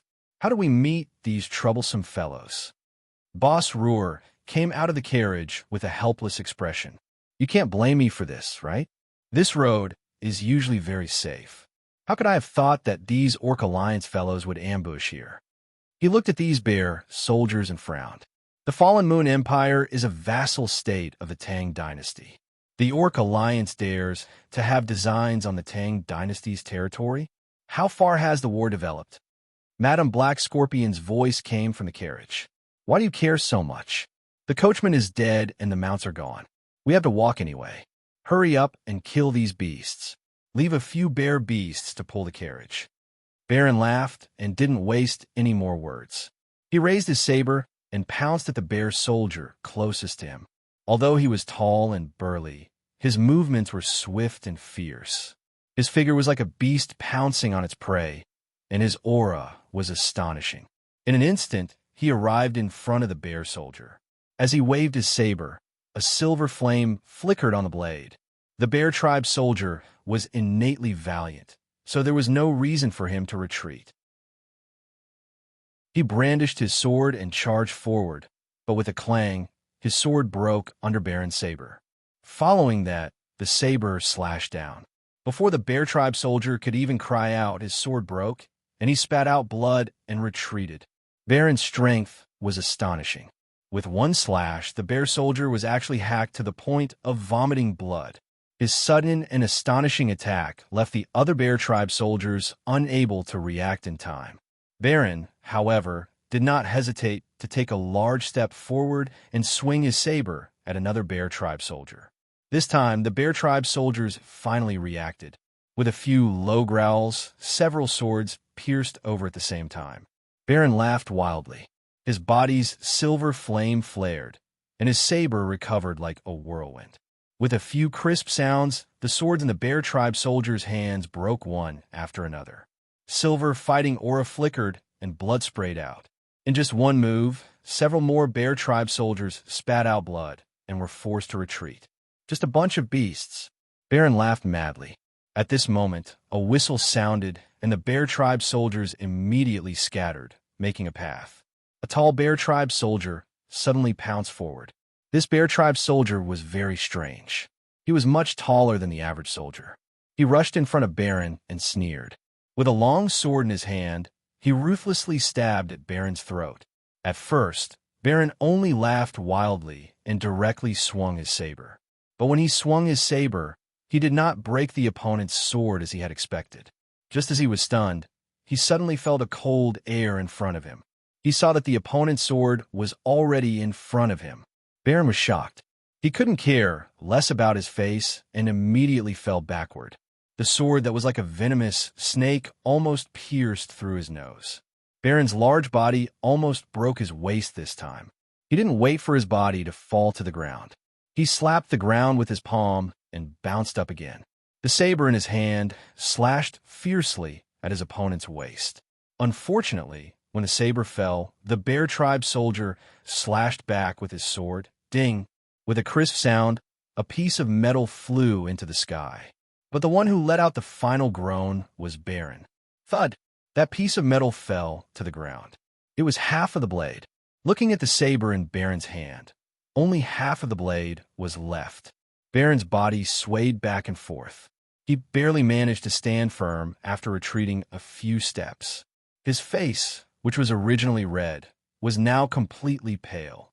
The shock in his heart was far greater than what was shown on his face. Baron was very clear on the weight of his saber strike. Just now, he had used all his strength to counterattack. He had not held back at all. The Scarlet Flame Do Chi that made him famous had also been fully utilized. In addition, when comparing the weapons of both sides, the opponent only had a sword in his hand, while he had a heavy saber in his hand. Clearly, he had taken advantage of the situation. However, the opponent had only raised his saber lightly. When their weapons collided, Baron felt as though an electric current had passed through his arm. The force of the collision caused him to almost lose his grip on the saber hilt. Then, he clearly felt the opponent's strength, which contained a kind of tyrannical and ferocious vibration. This strength instantly broke through his own strength and destroyed his body. Although Baron had done his best to resist, the saber in his hand was still broken. Although he had only taken a few steps back, he had actually clenched his teeth tightly. He did not dare to open his mouth and say a single word. This was because he was very clear that if he dared to open his mouth, he would immediately spit out blood. Reynolds was somewhat anxious when he heard the sounds of fighting. He had tried for a long time, but was still unable to break through the shackles and use his divine sense. After struggling for a long time, Reynolds's mental strength was depleted and he felt somewhat dizzy. In addition, Madame Black Scorpion and the Sauce Girl, Minnie, were beside him. For a moment, Reynolds had no choice but to give up. Minnie seemed to have noticed Reynolds's abnormality. She stretched out a small, ice-cold hand and covered Reynolds's mouth. Chapter 380. With his mouth covered by the girl's hand, Reynolds suddenly felt that he couldn't exert any strength in his body. The girl even raised her finger to make a gesture. This girl who sold soy sauce last night acted delicate and innocent in the courtyard, with an ordinary and timid appearance. But now, with his mouth gently covered by her hand, a strange smile appeared on that chubby and ordinary face full of freckles. Especially when he was stared at by this gaze, Reynolds felt a chill run down his back, as if a poisonous snake had slid into his clothes. Sure enough, in this world, don't trust anyone. You just have to remember that no one is a good person. All right, Madame Black Scorpion glanced at the freckled girl. Don't scare the child. Saying this, she waved her arm, and her sleeve waved in front of Reynolds. He immediately smelled a strange, sweet fragrance, and then his vision turned black, and he lost consciousness. Outside the carriage, Isha had already run over, supported Baron, and forcefully pulled back the injured silver lion. This bear soldier is not simple. Looking at his attire, he seems to be a high-level orc of the Orc Alliance. Boss Ruhr looked vigilant, and closely fought side by side with Townsend. It must be known that Baron's strength was not weak. In the past, the fierce General Silver Lion in the army had also gained his reputation by killing with real swords and spears on the battlefield. But he actually suffered a big loss in the hands of this werewolf warrior. Townsend estimated in his heart that with his martial skills, he was superior to Baron by a few levels. But if he wanted to injure Baron so easily in one move, he was afraid that he couldn't do it. Divine Spear, Townsend took a deep breath and slowly took down the short stick on his shoulder. He glanced at Ruhr. I'll deal with this bear leader. You go look at Baron. I think something is wrong with him. Saying this, Townsend slowly walked forward a few steps and used his body to block the bear leader. The bear leader stood proudly and suddenly raised a fist to make a gesture. Soon, the other bear soldiers who were eager to fight immediately quieted down. Where did you come from, bandits? Townsend took a deep breath and clenched the short stick. The Orc Alliance actually dares to attack the carriages of the Luoyue Empire. Could it be? Human, you don't have to say such boring things to me. The bear chief sneered. We are just passing bandits. Even if it is the Lionheart King's decree, it is not our business. Townsend's face was gloomy. He knew that he was in trouble. This kind of wild bandit group that was not under the control of the Orc Alliance was the most troublesome. However, what he didn't know was how these orcs managed to get into a small but powerful country like the Luoyue Empire. However, in the past, this area was already an important military area. It was very close to the Fallen Moon port, and the Border Guard Cavalry Patrol had already covered this area. Therefore, even if the bandits among the orcs were to commit crimes, they would not dare to approach this area. Who would have thought that there was actually such an audacious bear tribe bandit group? However, even if you're not part of the Orc Alliance's army, you'll still be dead even if you escape after attacking the Moonfall Empire's carriage. Townsend snorted and deliberately said loudly, When the time comes, as long as the Empire's official world arrest warrant comes, even your Orc Alliance's army will help to hunt you down and annihilate you. Townsend was indeed a veteran who had been on the battlefield for many years. He had rich experience. His words were meant to disturb the morale of these bear tribe bandits. However, he miscalculated. Haha, ridiculous human. The bear chief's eyes were somewhat playful. Do you humans like to do such boring things and say such boring things? Since we're here to kill you, we're not afraid of being hunted down. Instead of thinking of such little tricks to try to escape, why don't you use your true strength and fight me to your heart's content? The bear chief raised his wrist and pointed his sword at Townsend. If you can kill me, my men will naturally leave. If you lose, you'll be killed by me. It's such a simple truth, but you humans just don't understand it. You always like to do some boring things that you think are smart. If you think too much, how much of a warrior's heart will be left? Townsend couldn't help but be startled by his words. You're saying so much because you're afraid and guilty. You're worried that you're not my opponent, so you're trying to use these little tricks to disturb my morale. The bear chief continued to use sharp words to stimulate Townsend's mind. You're already afraid before the battle. It seems that an opponent like you has limited abilities. Ha ha ha. Townsend's body shook. What shook him was, he had to admit that the bear chief's words directly hit his heart. Indeed, if he had the confidence to defeat his opponent, why would he try to say those words just now? He said those words because he was subconsciously shocked by the strength displayed by his opponent. Before the battle even started, he already felt that he was no match for him. But what made Townsend even more uneasy was that he suddenly realized something. He had lived in seclusion for many years. Even if he didn't neglect his martial arts, he didn't let it go. But after living in seclusion for so many years, hiding in a small courtyard, hiding his identity, and selling food every day, could Townsend still be considered the godly spear of the past? Over the years, his pride and arrogance had been quietly worn away. If it was him in the past, even if he encountered a strong enemy, even if the situation was bad, he would still have the courage to fight to the death. There would be no other distracting thoughts.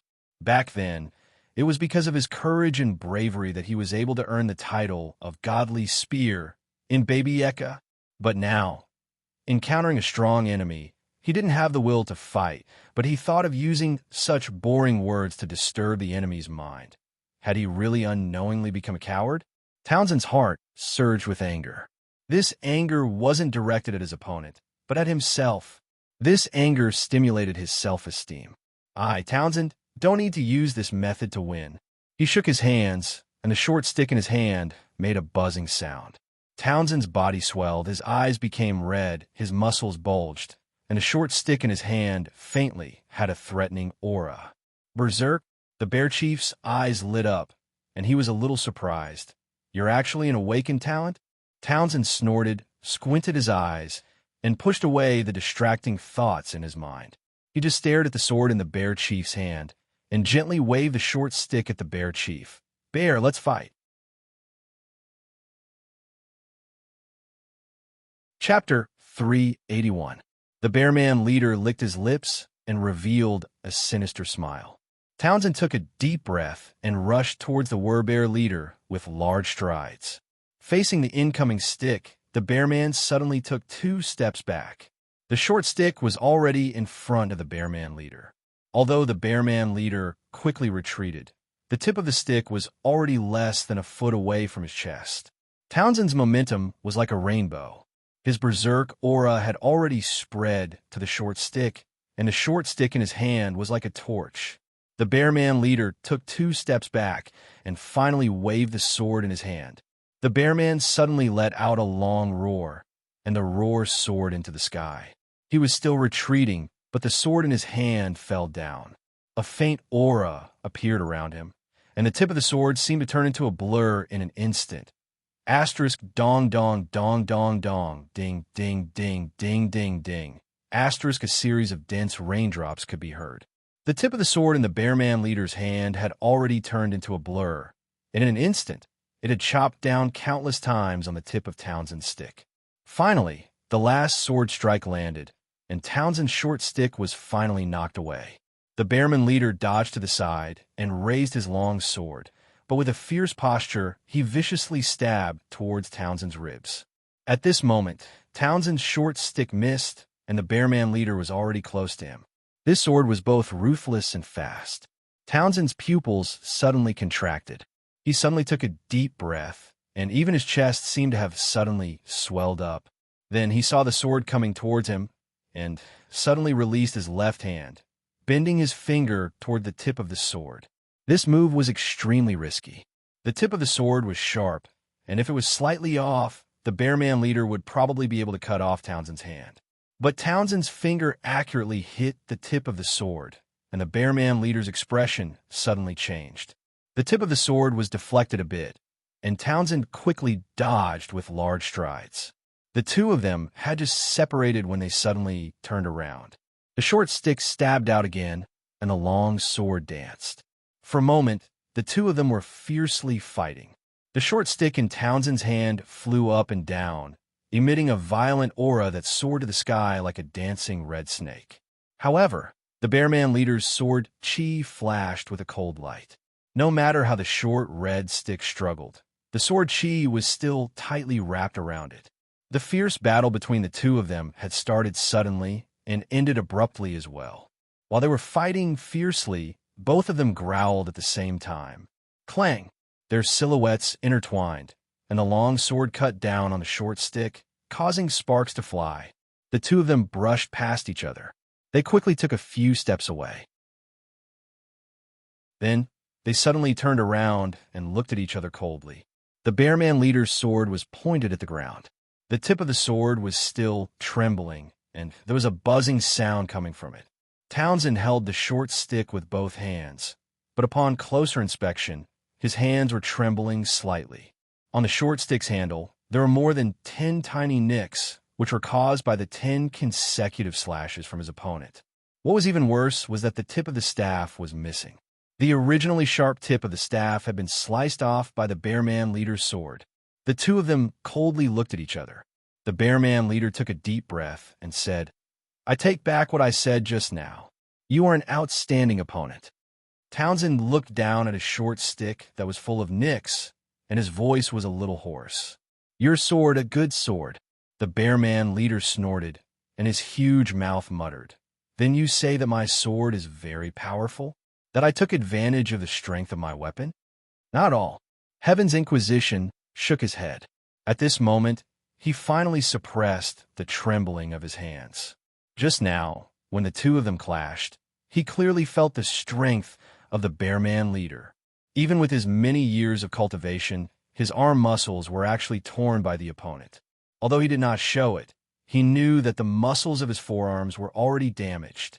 He looked into the eyes of the Bearman leader. "Even without a sharp sword, I am not your opponent. You are very strong, the strongest beastman I have ever seen." His back was still straight, but the Bearman leader looked at him with a trace of pity in his eyes. "Don't force yourself. I know best that you are now unable to fight. Although I am surprised by your strength, to me, cutting off your head is the best tribute to a strong enemy." As he spoke, he slowly walked forward. He was almost within reach of Heaven's Inquisition. As long as he swung his sword, he would be able to cut off Heaven's Inquisition's head. Heaven's Inquisition stood there, motionless. Seeing the Bearman leader approaching him, he sighed in his heart and closed his eyes, waiting for death. Just as the Bearman leader was about to raise his sword, a strange and sharp sound suddenly came from the carriage behind. The Bearman leader's face suddenly changed. He turned around and saw a black shadow rushing towards him. He did not dare to hesitate and fiercely slashed down with his sword. With a crack, the black shadow in front of him was cut in two. Looking carefully, it was the door of the carriage. The Bearman leader's expression was uncertain. Suddenly, a light flashed in the carriage, and then more than 10 fireballs flew out, heading straight for the Bearman leader. The most surprising thing was that these dozen or so fireballs didn't fly in a straight line. Instead, they suddenly turned in the sky and scattered in an instant, then spread out around the Bearman leader. Finally, as if they were being controlled by someone, they shot towards the Bearman leader from all directions at the same time. The Bearman chief's expression changed, and its eyes widened. Seeing the 10 or so fireballs in front of it, it quickly waved its sword, blocking the 10 or so fireballs. Flames flew everywhere, and the Bearman chief was surrounded by flames, looking quite wretched. Which master? The Bearman leader narrowed his eyes. There was no answer from the carriage, but he heard an explosion from the ground. The Bearman leader's expression suddenly changed, and he suddenly jumped up high. Right where he was standing, the ground under his feet suddenly cracked open, and an ugly stone claw reached up and grabbed empty air. The Bearman leader flew to the side and saw an arm climbing up from the ground, and then a whole body crawled out of the crack. It was a stone giant about 2 meters tall. Earth Elemental. The Bearman leader's expression changed. The Earth Elemental roared and pounced at the Bearman leader. This thing's body was huge, and when it swung its paw, it brought a gust of wind. But for an expert like the Bearman leader, this kind of Earth Elemental wasn't hard to deal with. It snorted and twisted its body to meet the Earth Elemental head-on. Its body flashed past the Earth Elemental's arm like lightning. The sword in its hand flicked, and a crisp sound rang out. When the Bearman leader leaped away again, the Earth Elemental fell to the ground and was cut into dozens of pieces.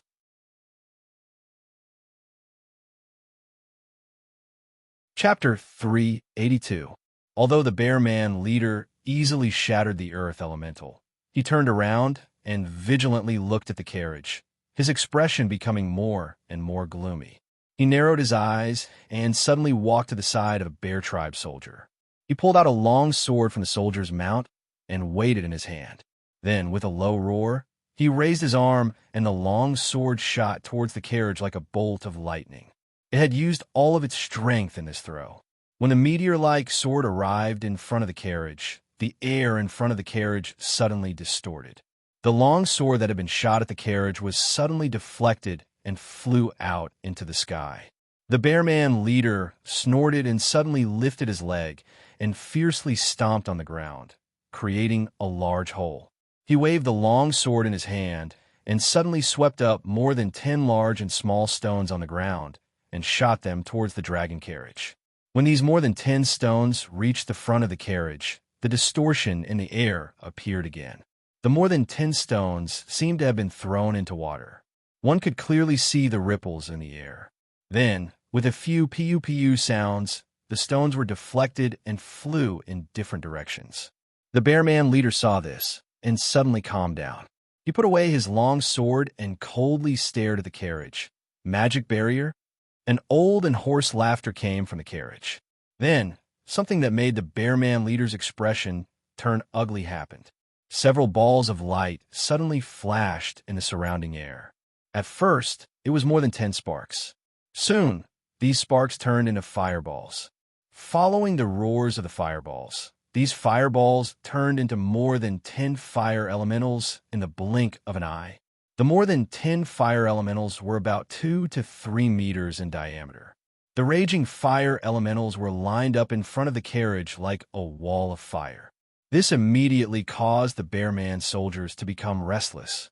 After the soldiers were alarmed, they almost subconsciously retreated, and in the surroundings, several cracks quickly appeared on the ground. 7 to 8 earth elementals crawled out and looked at the soldiers covetously while growling in a low voice. The Bearman leader's eyes showed a trace of anger, but he stared at these fire elementals and earth elementals and finally clenched his teeth. With its own strength, there was no need for it to be afraid of these fire and earth elements. But the problem was that he wasn't alone now. These bear soldiers were all loyal members of the Alliance. The leader of the bear people had taken them away from the Alliance and came to various countries. They acted cautiously and boldly, becoming a mysterious bandit group. No matter if it was a large human merchant group or a small human merchant group, they were all their targets. Moreover, the leader of the bear people was very bold and dared to take risks. He had purposely chosen this place that was close to the Empire's port to make his move, but he had taken advantage of this loophole allowing him to reap a great harvest these days. However, today he had kicked an iron plate. Just now, the strength of the two warriors was already very good. Although the Bearman Chief had won, it wasn't as easy as it looked, especially when dealing with Heaven's Inquisition. In fact, in terms of strength, the Bearman Chief was only slightly stronger than Heaven's Inquisition. After defeating Heaven's Inquisition, he discovered that there was a witch in the carriage. More importantly, from the strength displayed by this witch, the Bearman Chief judged that the other party was likely a high-level witch. He was very clear that in a duel, if there was a certain distance between the two sides, a warrior of the same strength would often not be a match for a witch. This was because a witch could mobilize strength that far exceeded their own. The only weakness of a witch was that they weren't good at close combat, but this witch had a high-level magic barrier. Hiding in the carriage and using the magic barrier to protect himself, he was in an invincible position. These fire elementals and earth elementals, although he wasn't afraid of them, his soldiers didn't have the strength to do so. If they really fought with their lives on the line, his last loyal subordinates would suffer losses. These were the seeds he had placed his hopes on. The Bearman Chief wasn't willing to let them waste their lives on something as boring as fighting a witch. Thinking of this, he made a prompt decision. He immediately whistled and quickly retreated. Since there's a witch here, let's take a step back for today's matter. The Bearman Chief turned around and jumped onto his mount. His subordinates slowly retreated. Waiting until his subordinates had retreated far away, the Bearman Chief looked at these magic life forms in front of him and sneered, "Which, if there's an opportunity in the future, I will have a taste of your skills." After saying this, he let out a long whistle and turned around to rush back. Several dozen bear soldiers followed behind him, quickly disappearing into the woods. In the carriage, Madame Black Scorpion let out a sigh filled with complex emotions. These bastards are really quick to react. Reynolds was also awakened by a splash of cold water. He quickly sat up and discovered that the bindings on his body had already been untied. He saw that his surroundings were in a mess. His heart moved, and he immediately wanted to activate the Apocalypse bracelet to remove the danger. But when he raised his hand, he was startled. The bracelet had already disappeared at some unknown time. Reynolds secretly complained. He could only look around to see what they were preparing to do. The Earth Dragon's corpse and the coachman's corpse were not far away. The carriage had already tilted to the ground, and one of its wheels had fallen off. Silver Lion Baron and Heaven's Inquisition were lying on the side of the carriage, leaning against it. There was blood at the corner of Baron's mouth. The clothes on his chest were also stained with blood. Heaven's Inquisition's forearms were badly mutilated. The round-faced freckled waitress, Minnie, was carefully wrapping his wounds with bandages. That boss Roar was standing in front of him, holding a water bag in his hand. This bastard was the one who had splashed him awake. Reynolds's eyes flashed with a trace of impulsiveness. "Kid," Madame Black Scorpion's hoarse and strange voice echoed behind him. "Don't sit here and waste time. Get to work." "Ah." Reynolds stared blankly. What did she mean? But very soon, he was going to suffer. Reynolds was forced to take apart the Earth Dragon's carriage and take apart a large wooden board to act as a stretcher. But then, there was a problem. Baron and Heaven's Inquisition were heavily injured, and both of them had lost the ability to move. But there was only one person carrying the stretcher. Reynolds was naturally a hired laborer, needless to say. As for Isha, she was Baron's woman. Naturally, she was only willing to carry her own man. But Boss Roar and that freckled girl, sorry, I refuse. Boss Roar's expression was very calm. He looked at Madame Black Scorpion and the others. "We are all fleeing. I don't think I have the obligation to sacrifice my own strength to carry others. You can say that I'm selfish, but we don't have any real relationship. We are just pretending to be a family for a fake name." Chapter 383. I won't sacrifice my strength to carry others. I'd rather leave by myself. The round-faced girl with freckles pretended to be delicate and said with a smile, "I'm a girl. I don't have much strength. If you want me to carry someone, I won't have the strength to walk more than a few steps." As she said this, she stood side by side with Boss Roar, facing Madame Black Scorpion. It seemed that after Baron and Tianwen were injured, their attitude towards Madame Black Scorpion had changed slightly. They were no longer as submissive and fearful as before. At this moment, they stood side by side and looked at Madame Black Scorpion with eyes that were still evasive and fearful, but faintly, there seemed to be a slight provocation. The old woman quietly looked at the two people's faces, then she smiled softly. Young people nowadays, the speed at which they change their faces is really fast. She curled her lips and suddenly felt a round in her bosom. She took out a small crystal ball. The crystal ball was dazzling black and emitted a faint black luster. "Do you know what this is?" Madame Black Scorpion sneered. Looking at the slightly changed expressions of Roar and the round-faced girl with freckles, the old woman said indifferently, "This is a treasure that will make you beg for death. Since you've torn away the hypocrisy, I'll tell you the truth." Madame Black Scorpion narrowed her eyes and pointed at Yang. "Aisha and Minnie will carry Baron. Boss Roar, you'll carry Tianwen." Then she pointed at Boss Roar and the round-faced girl with freckles. "Minnie, you can refuse. If you refuse, I'll kill you both. Then I'll extract Roar's soul and make it into an ice crystal. I'll make your skeleton into an undead skeleton warrior. As for you, little girl, I will peel off your skin completely and make it into a human skin drum." Her aged voice had a hint of evil in it. "My skin-peeling skills are very exquisite. It will be the easiest for me to peel off such a young girl's skin. I guarantee that it will be perfect without a single blemish." The freckled girl and Boss Roar both shuddered at the same time. Boss Roar's reaction was very straightforward. He immediately laughed dryly and said loudly, "I understand. You want to carry the stretcher, right? I will definitely take good care of Brother Tianwen." The freckled girl, however, squeezed out an ingratiating smile. Moving closer to Madame Black Scorpion, she said flatteringly, "Mother-in-law, why are you so angry? If you ask me to do something, how can I not do it?" Madame Black Scorpion glanced at the little girl indifferently. "Since you're willing to do it, why aren't you going? What are you doing here?" As she spoke, she raised her hand and gently stroked the back of the girl's neck with her finger. She whispered, "Such delicate skin." The round-faced freckled girl shrank her neck and ran away as fast as she could, not daring to say another word. Baron and Heaven's Inquisition were quickly carried onto stretchers. Reynolds was still standing in the same place. He didn't know what he was thinking. "Old, what about me?"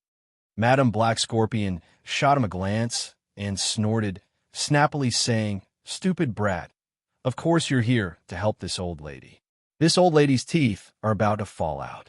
I can't even walk steadily. Don't tell me I don't need someone to help me." Reynolds's complexion changed. This old lady had already walked to his side. She lifted her arm and put it on his arm without any trace of politeness, leaning half of her body weight on Reynolds's body. Reynolds grimaced. Don't look at how thin this old lady was. Her weight wasn't light at all. Reynolds was about to leave when he suddenly discovered that his apocalypse bracelet was in Madame Black Scorpion's bosom. Madame Black Scorpion sneered and muttered, "Youngsters nowadays really don't know how to respect the old and love the young. What are you still standing there for? Let's go." Just like that, this group of people resumed their journey. Although they didn't have a carriage to ride, there were still 2 stretchers carrying the injured. Fortunately, everyone's strength wasn't bad. Therefore, the group's walking speed wasn't slow. Speaking of which, there weren't any stretchers. Reynolds, who was in charge of supporting Madame Black Scorpion, had the weakest constitution. After walking for less than half a day, the girls carrying the stretchers had normal complexions.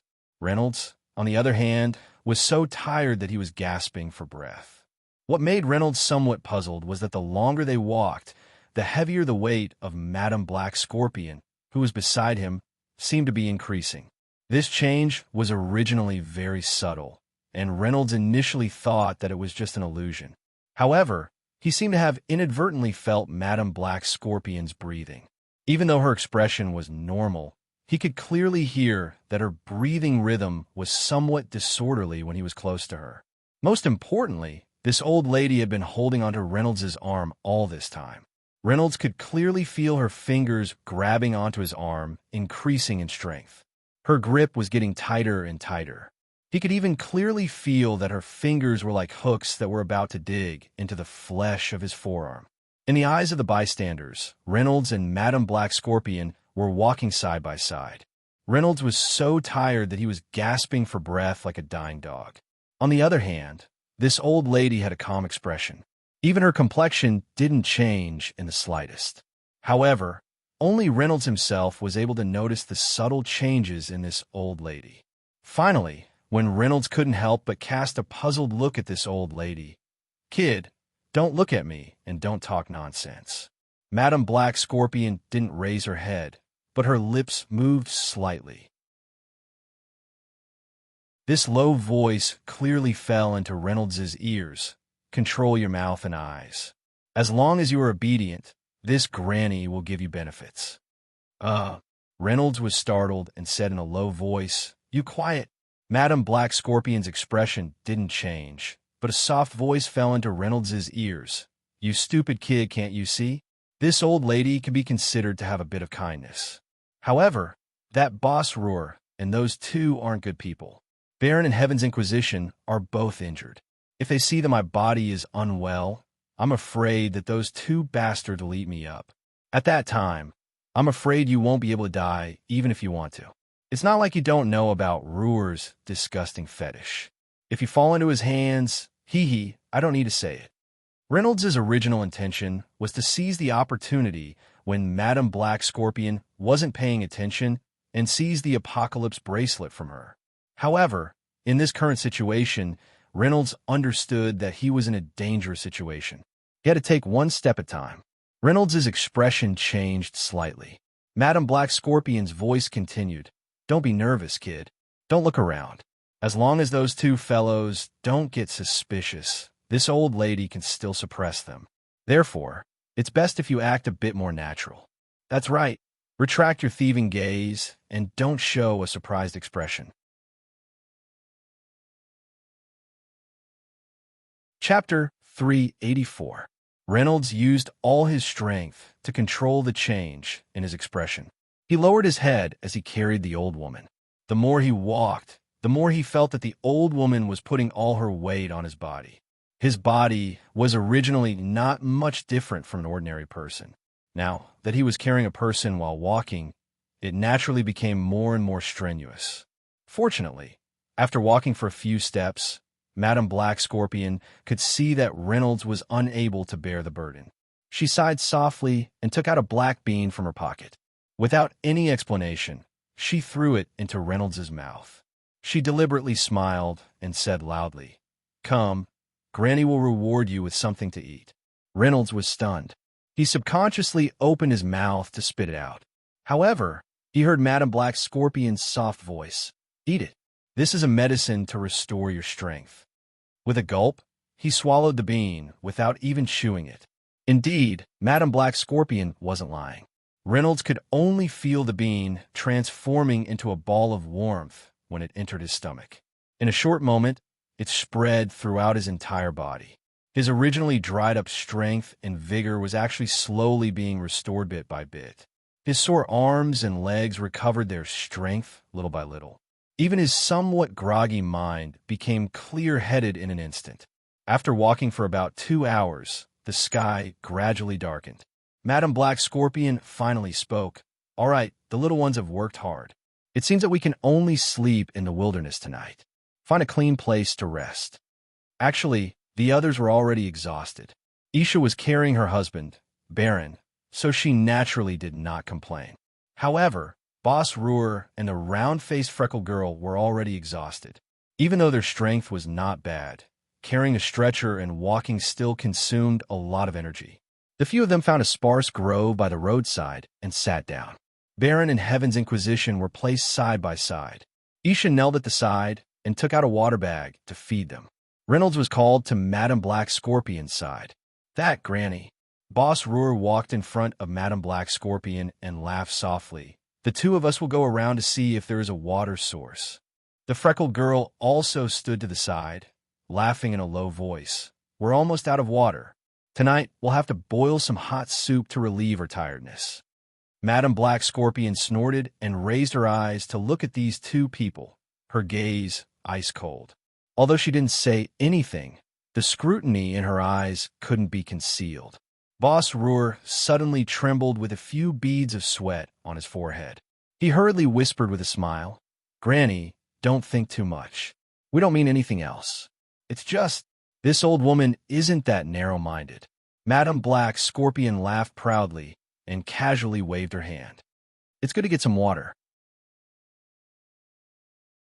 Go and come back quickly."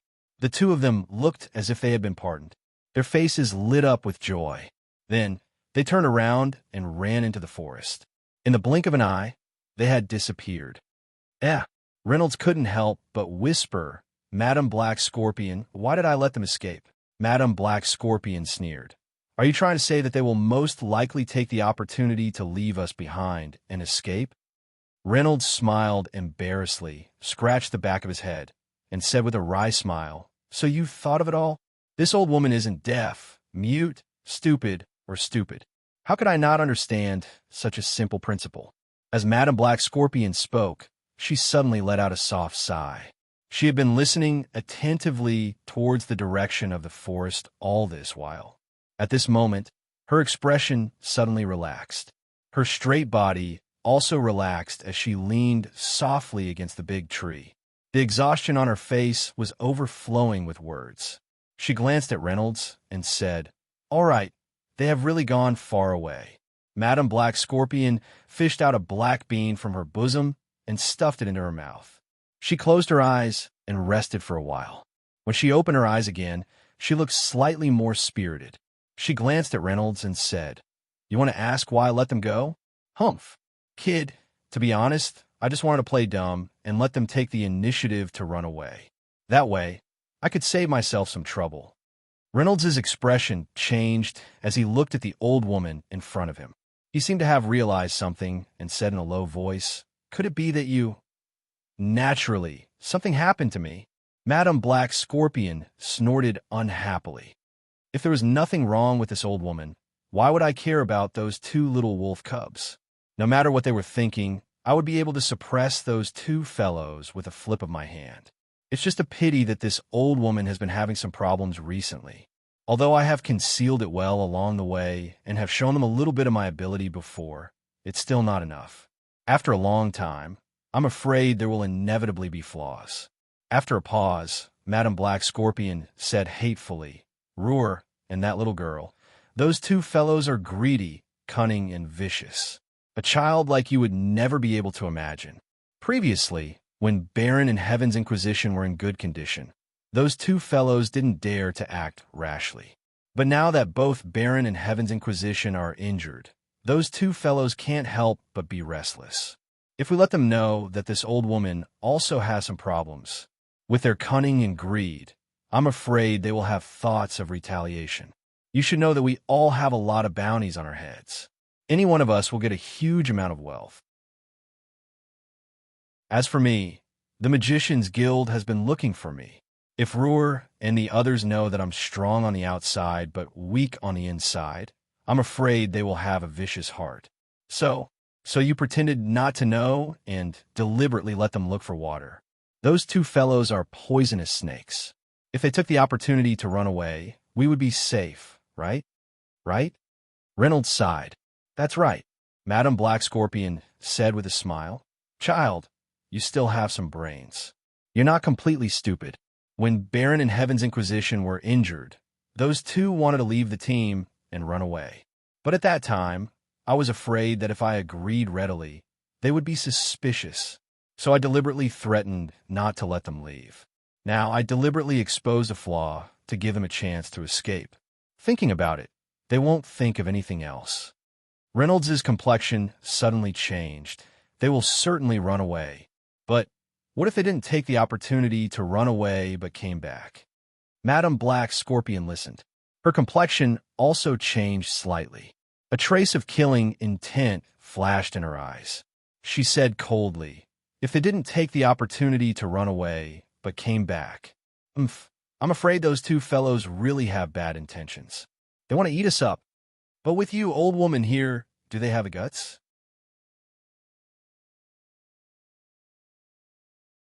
Chapter 385. Humans are greedy, Madam Black Scorpion said coldly. Both of them are bold, greedy, and ruthless people. Now that Baron and Heaven's Inquisition are injured, they have lost their ability to fight. I'm the only one left who isn't easy to deal with. If both of them are ruthless, they might have a chance to scheme against me. So, if they didn't run away and turn back, then they must have made up their minds to plot against us. She glanced at Reynolds and said, Kid, speaking of which, you are quite a pitiful fellow. You rushed into our group for no reason at all. But, looking at your appearance, you shouldn't be an ordinary person. Saying that, she deliberately took out the apocalypse bracelet from her bosom and said indifferently, You also have a bracelet that contains a huge amount of magic power. It should be very valuable, right? You actually have such a thing on you. Kid, where did you come from? Reynolds was startled. Looking at the old woman in front of him, he suddenly had the thought of robbing her. But when he thought of Madam Black Scorpion's strength, he could only give up. He squeezed out a few smiles and said that he was a traveler from another country. Madam Black Scorpion obviously didn't believe him, but she didn't pursue the matter. She only said indifferently, Kid, I won't hide it from you. Now that Baron and Heaven's Inquisition are injured, if Roar and Heaven's Inquisition run away, I won't have anyone to help me. It will be somewhat inconvenient. So, I'll keep you by my side and wait on me all the way to my destination. I'm a woman of my word. As long as you behave yourself, I'll set you free and won't hurt you. But if you dare to run away halfway, I'll break your legs and let you howl in pain for 3 days and 3 nights without dying. Do you believe that I have such means? Reynolds smiled bitterly. Of course I believe you. That's good. Madam Black Scorpion glanced at Baron and Heaven's Inquisition leaning against a big tree not far away. She then looked at Isha kneeling there and sighed. That woman is kind-hearted. Baron didn't find the wrong wife. With that, she sighed. It's a pity that I can't use my magic now, and I can't use my innate healing skill either. I can only let the two of them suffer more. She paused momentarily before deliberately chuckling as she said in a loud voice, You don't have to pretend anymore. Aisha, I know you have very sharp ears. Even though I lowered my voice when I spoke to this brat just now, you must have heard everything, right? As expected, Isha's body trembled. Although her back was facing them, when she turned around, her expression was extremely unnatural. On the other hand, Heaven's Inquisition, who had been keeping his eyes closed, suddenly opened his eyes. He glanced at Madam Black Scorpion and said in a deep voice, Madam Black Scorpion, it's all thanks to your painstaking scheming to deceive these two fellows. Otherwise, our heads would have been chopped off long ago. When Madam Black Scorpion heard this, she smiled faintly and said, Oh, Divine Spear asking heaven, I knew you definitely didn't faint. Since I said these words just now, I didn't think of hiding it from you. You don't need to thank me. This old woman was only trying to protect herself. If they were to see through the truth, not only would you lose your lives, I would also be hard-pressed to protect myself. Those two fellows are greedy and cunning. They would never let go of any opportunity. The old woman sighed softly and said, Now that we're all in the same boat, let's work together to protect ourselves. Madam Black Scorpion then distributed a few of the energy-restoring bean-like thing to everyone. Everyone took one. Although this medicine couldn't treat injuries, Heaven's Inquisition's complexion was much better. Baron, however, remained unconscious. His injuries were the most serious. His internal organs were damaged by the werewolf leader's shockwaves. Along the way, he woke up several times and was now in a deep sleep. After resting for a long time, Reynolds's heart gradually relaxed. But at this moment, a series of rustling footsteps suddenly came from the forest. Madam Black Scorpion, we're back. When this voice was heard, Reynolds, Madam Black Scorpion, Heaven's Inquisition, and Aisha's countenance suddenly changed. Boss Roar walked out from the forest with his head full of messy hair. His face was filled with a cheerful and affectionate smile. This was the standard amiable smile of a businessman. At this moment, in Reynolds's eyes, he only felt that the other party was like a venomous snake, causing his hair to stand on end. Reynolds touched the fish-bowl sword in his bosom, while his other hand tightly gripped the peach blossom burial that Jiao Chan had given him.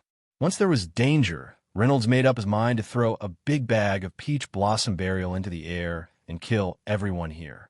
Behind Boss Roar, the freckled and round-faced girl, Minnie, was just a few steps away. She was carrying 2 plump pheasants in her hands. The smile on her face seemed to be naive and excited. Quickly look at what good stuff we found, haha. Although we didn't find a water source, we dug out a chicken coop. Looking at the return of these 2 people, although they had kind and amiable smiles on their faces, Reynolds's heart couldn't help but sink deeply. Obviously, these 2 people gave up the opportunity to escape and ran back. That must mean they were up to no good. Heaven's Inquisition sat there and stared at the 2 people with a grave and stern gaze. Roar laughed and said, "Not bad, not bad. These pheasants are very plump. Tonight, we can try some game. Although Brother Baron is injured when it comes to roasting meat, Roar, am also a good cook." Madame Black Scorpion slowly stood up. With a shake of her hand, she grasped the magic wand in her palm. The old woman sighed softly. Looking at the faces of these 2 people, she faintly said, "Boss Roar, since you have already left, why do you have to come back? We have known each other for many years. Do you really want to fight to the death?" After a pause, the old woman glanced at the 2 pheasants and smiled faintly. "I don't have the fortune to enjoy the pheasants roasted by you, Boss Roar. I am old and my stomach is not very good. I am afraid that I will die from eating this kind of thing." The kind smile on Boss Roar's face disappeared little by little. "Umph," Boss Roar sneered. The warm and innocent expression of the freckled girl behind him was also replaced by coldness. "Granny, you really don't have patience." The freckled girl chuckled softly in her delicate voice. "But your acting skills were really good. We were almost fooled by you." "Yes, just a little bit." Reynolds secretly cursed. His body was on full alert. He was also prepared to snatch Madame Black Scorpion's bracelet. The current situation was completely out of everyone's control. When this girl spoke, her voice was delicate and soft, as if it was the most standard tone of a naive little girl. But at this moment, her eyes were flickering. The smile on her face clearly revealed a trace of wickedness that didn't match her age. Chapter 386. This kind of strong contrast made Reynolds's blood run cold as he listened to her voice. The smile on Boss Roar's face faded bit by bit. He stared at Madame Black Scorpion standing in front of him and suddenly sighed softly. "Madame Black Scorpion, we have known each other for many years and relied on each other for survival in that small courtyard. If it wasn't for the fact that I had no other choice, I really didn't want to make things difficult for you today." Madame Black Scorpion said indifferently, "You don't have to say such things. Boss Roar, since you've come back, you must have made up your mind." "I'm sorry." Boss Roar shrugged his shoulders. "I've been struggling in my heart for a long time. You almost really deceived us. But it's a pity that you were still a bit too impatient." "Oh." Madame Black Scorpion's eyes flickered. "Yes, ma'am." The girl took 2 steps forward. She and Boss Roar stood on both sides of Madame Black Scorpion, sandwiching her from a distance. The girl carefully moved her feet, but her face still had that kind of sweet smile. She giggled and said, "When you showed off your power and drove away those Bear Tribe soldiers, then didn't allow us to leave and forced us to carry the stretcher, I really didn't see it at all. Just now, when you let us go get some water, we actually ran quite a few miles away. We almost really ran away. But fortunately, we remembered something." Madame Black Scorpion sighed. "What is it?" "Your temperament, ma'am." The girl still had that kind of sweet smile on her face. She slowly said, "After running several li away, Boss Roar suddenly stopped me and told me that something was wrong." "What's wrong?" "You are Madame Black Scorpion, the famous Madame Black Scorpion." The girl sighed. "I was still young when you were famous all those years ago, so I didn't know much about your power and prestige. But Boss Ruhr knew. Madame Black Scorpion was proud and arrogant in the past. Her temperament was wild and untamed, and she was both righteous and evil. As a powerful devil path master, I heard that you have a very eccentric temperament. Although it was rumored that you weren't a bloodthirsty person who viewed human lives as ants, you were definitely not a soft-hearted person either. With the way you did things in the past, if you needed to kill someone, you wouldn't hesitate at all. Take today's matter, for example. You've been suspicious of the two of us all along the way. Most importantly, you didn't choose anyone else, but you chose this kid to support and serve you all along the way. This clearly shows that you're on guard against us. After all, Minnie had to take care of Baron, and Boss Ruhr was a man, so it was reasonable for him to be assigned to carry the stretcher. But you didn't let me support you and serve you. Instead, you chose this brat. He is a man of unknown origin, Madame Black Scorpion's side. So, when we were running away just now, I thought to myself, since Madame Black Scorpion was already suspicious and hostile towards us, why would she so casually reveal an opening and let us escape? The girl said faintly, according to your strength and style of doing things, since you're already hostile to us, the most reasonable thing to do would be to directly cripple the two of us. After all, we're on the run now. If you let us go, we might reveal your whereabouts and attract your enemies. But not only did you not make a move against us, you even revealed such a big opening. So, Boss Ruhr continued. So, after giving it some thought, we guessed a possibility. It's not that you're soft-hearted and didn't make a move against us, but that you're simply incapable of doing so due to some unspeakable difficulties, right? Madame Black Scorpion. Madame Black Scorpion looked at the two of them calmly and said softly, just this little bit of suspicion actually made the two of you decide to run back and become my enemy? Don't tell me you're not afraid of guessing wrong, and coming back is the same as bringing about your own destruction? Of course we're afraid. Boss Ruhr laughed out loud.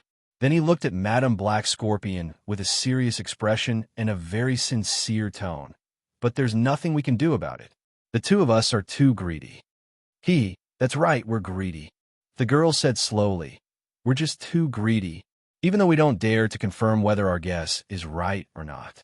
But as soon as we think of this possibility, that your famous Madame Black Scorpion's strength might have weakened to the point that even we can't deal with you, we can no longer suppress that tempting thought in our hearts.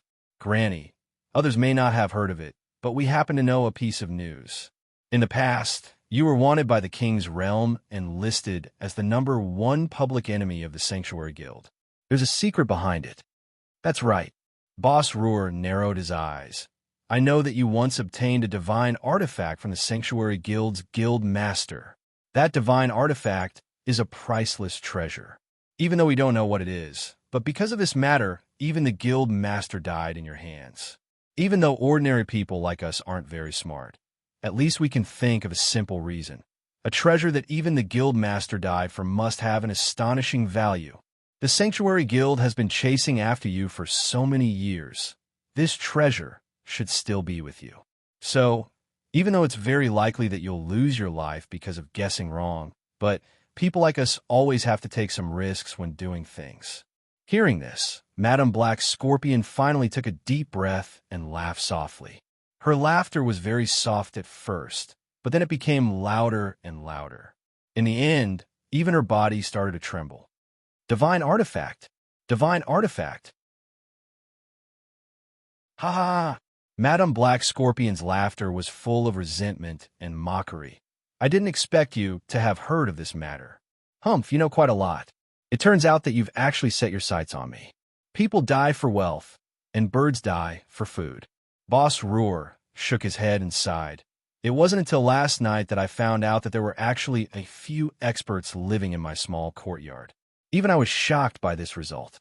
Since I know your identity, I naturally can't feel at ease. Also, the heads of Baron and Heaven's Inquisition are also very valuable. If we can finish today's business, the two of us will find a place to live in seclusion. We won't have to come out and take risks for the rest of our lives.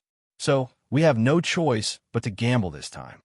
Madame Black Scorpion paused her magic wand on the ground, and her voice became cold. Are you so sure that you can take care of this old woman? I'm not sure, but with such rich and attractive benefits, it's worth a gamble. Boss Roar said honestly.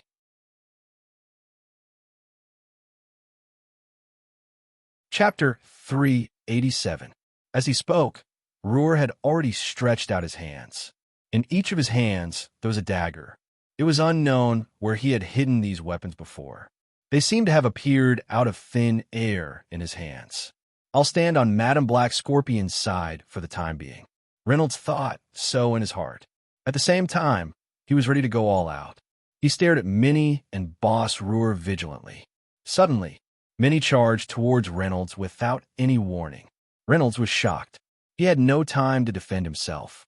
She suddenly sent out several kicks at lightning speed. Reynolds grunted twice as he was kicked in the waist and thigh. With a PU sound, Reynolds spat out a mouthful of blood. Pain. A heart-wrenching pain.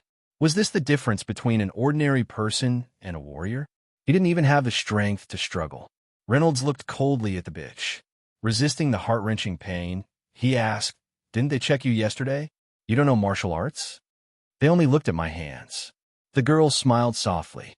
Then she made 2 flying kicks on the spot and snorted, "I've been training my legs since I was young." Madame Black Scorpion was still confronting Boss Roar. The distance between them was only a dozen steps. Boss Roar pointed his daggers at Madame Black Scorpion. His feet moved back and forth, but he didn't dare to move forward. Madame Black Scorpion stood there with a dignified expression on her face. She held her wand and looked at Boss Roar. She didn't even look at Lin Tion. She just whispered, "Your patience is good. It can't be bad, because I'm very afraid of death." Boss Roar said indifferently, "You must think that I'll attack first. You must think that I'll close in on you and attack at close range, right? The whole world thinks that mages are not good at close combat and only good at long-range attacks. The whole world thinks that to deal with a witch's weak body, they have to close in as fast as possible and attack at close range. You must think that I'll do the same, right?" "Huh." Madame Black Scorpion sneered. "You're very smart." "I'm not smart at all." Boss Roar shook his head. His tone was frank. "It's just that I thought of a very simple reason." "What reason?" "Madame Black Scorpion, you've been hunted for so many years. I heard that the mage enforcement team of the Guild of Magic had hunted you down, and the bounty hunters had also made a move on you. I don't know how many battles you've experienced.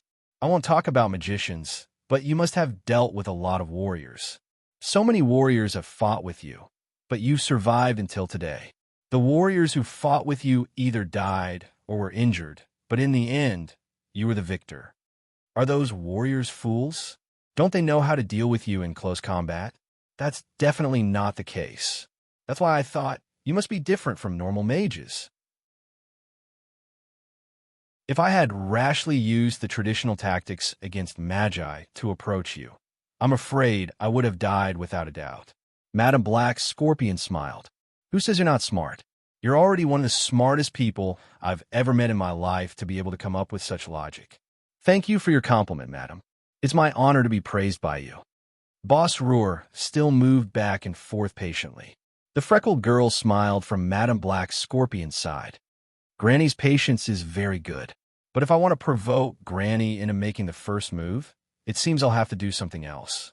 As she spoke, she took out a dagger and walked with a smile towards Isha and Baron, who were leaning against a big tree. Isha's expression changed. She immediately picked up her sword and stood in front of Baron. The freckled girl smiled softly.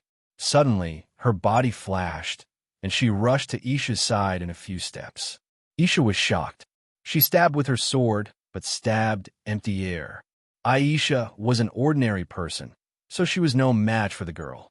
However, the freckled girl had already circled behind her and slashed Aisha's back. Aisha cried out in pain and hurriedly turned around, but she had already been kicked over. The freckled girl went up and gave Isha another kick, knocking her unconscious. The girl crouched down with a smile between the unconscious Isha and the silver lion. She raised her head to look at Madame Black Scorpion and said with a sweet smile, "Granny, take a guess. Do I dare to kill them?" Madame Black Scorpion snorted and didn't say anything. There was a sweet smile on the girl's face. Suddenly, She raised her sword and stabbed it into Minnie's back. Without even uttering a sound, Isha breathed her last. This little B*TCH had suddenly killed someone without even blinking. It was clear that she was used to killing people. After killing Isha, she pulled out her sword and slashed at Baron's neck without hesitation. "Stop it!" A loud shout rang out, and Heaven's Inquisition, who was lying beside them, rushed forward with a face filled with rage. The freckled girl appeared prepared. Seeing Heaven's Inquisition rushing over, she jumped several meters back and said with a smile, "Mr. Heaven's Inquisition, both your hands are crippled. You cannot wield a gun or use force. What a pity." Heaven's Inquisition's eyes were spitting fire. He growled and charged at the freckled girl again. This time, the freckled girl nimbly circled around him and stabbed Heaven's Inquisition's shoulder. Blood splashed out, and Heaven's Inquisition roared out. He spread open his arms and hugged the freckled girl. Seeing the crazed look in Heaven's Inquisition's eyes, the freckled girl felt a chill in her heart. She could not help but quickly retreat a few steps. Heaven's Inquisition failed to catch her. Due to his heavy injuries, he fell to the ground. The freckled girl was furious. "Mr. Heaven's Inquisition, are you in such a hurry to die?" She stepped forward and kicked Heaven's Inquisition's waist, sending this Babika spear god flying. When he fell to the ground, blood sprayed out from his mouth. The freckled girl's face was gloomy. "You want to stop me from killing this silver lion? I will let you watch him die." After saying that, she squatted behind Baron and grabbed his hair with one hand. Raising his head, she slashed Baron's neck with the short sword in her hand. Blood sprayed out. Poor thing, this famous silver lion had his head cut off while he was unconscious. The freckled girl stood up with the head in her hand. Blood sprayed onto her clothes, but her face was filled with killing intent. She smiled and said, Look, this lion and his woman are dead. His head is worth 100,000 gold coins." Heaven's Inquisition's eyes were about to spit fire. He gritted his teeth and said in a hoarse voice, "Louise, you vicious bitch. You have been in the courtyard for so many years. This couple has always been good to you. 3 years ago, when your brother died, they even helped to pay for his burial. Ridiculous." The freckled girl sighed softly. She looked into Heaven's Inquisition's eyes and said with disdain,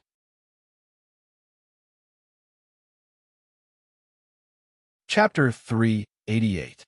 She pointed at her own nose. "It was all fake. The one who died 3 years ago wasn't my brother, but my companion. He didn't die in an accident, but because we had a conflict, I had no choice but to kill him. Also," she sneered again and again, "my name isn't Louise at all, much less Minnie." Heaven's Inquisition's eyes widened in anger. "I really don't understand how a childish guy like you could live until today, and how you could create such a big reputation as the Babel Gun." The freckled girl held the sword that was dripping with blood and slowly walked towards Heaven's Inquisition. Her face once again showed that creepy, sweet smile. She smiled softly. "Uncle Heaven's Inquisition, you've always been good to me. Today, I'll have to ask you to do me a favor and give me your head. It's worth 100,000 gold coins." Heaven's Inquisition clenched his teeth and struggled to stand up. However, he was too injured and couldn't stand up no matter how many times he tried. The freckled girl had already walked in front of him and slowly circled behind Heaven's Inquisition. Her cold fingers caressed Heaven's Inquisition's neck as she softly said, "Grandpa Tate, don't worry. I'll be very fast. You won't feel any pain." Heaven's Inquisition closed his eyes. Suddenly, he smiled. His smile was bitter and complicated. The short sword that was originally raised slowly fell down. The girl sighed. "Fine, let's just say that I'm curious. Now, what are you laughing about?" "I'm laughing at how stupid I am." Heaven's Inquisition shook his head and sighed. "I've been thinking between you and Ruhr, who is the thousand-faced spider. I suddenly understood. You are all thousand-faced spiders. The thousand-faced spider is not a single person, but a group of you, right?" The freckled girl laughed. "I thought you already knew. Madame Black Scorpion probably already guessed it last night. You only figured it out now?" "Yes, I'm really stupid." Heaven's Inquisition's expression was cold. but I'm very curious about one thing. Between you and Roar, who will survive in the end?" "What?" The girl's expression finally changed. "Since you're all thousand-faced spiders, then after you kill us, take my head and exchange it for a bounty. That will be enough for you to live in seclusion. However, would the two of you be willing to share such a large sum of benefits with each other? Moreover, it would be best if everyone who knew about the secret of the thousand-faced arachnid died. That would be the safest. Humph. I don't believe that Ruhr will spare your life after all of us are dead. Or will you kill him? Unfortunately, I won't be able to see that scene." The girl finally showed anger and shouted, "You're about to die, and you still want to sow discord." She furiously thrusts out her sword and stabs it into Heaven's Inquisition's neck, directly piercing through it. Heaven's Inquisition spat out a mouthful of blood. His throat gurgled as he finally closed his eyes unwillingly. Heaven's Inquisition, who was famous in the early years of the Baba Yaga kingdom, was killed on the spot. Reynolds was furious as he watched from the side. He clenched Peach Blossom Burial tightly and looked at Madame Black Scorpion, hoping that she could do something effective. This was because his own method was full of uncertainty. There was only one packet of Peach Blossom Burial poison, and he couldn't guarantee success. The next moment, Reynolds felt that Madame Black Scorpion, who was sitting beside him, directly threw the wand in her hand to the ground. Madame Black Scorpion's expression was indifferent. Her aged body seemed to be exhausted. Watching Baron, Heaven's Inquisition, and the others being killed one by one, her eyes finally showed helplessness. "Forget it, you win." After throwing the wand, Madame Black Scorpion slowly sat down. "This old woman actually has no strength to fight. Now that things have come to this, I admit defeat." Ruhr was a little surprised. He was ready to fight to the death, but now this magician suddenly threw away the wand. He was bewildered for a moment.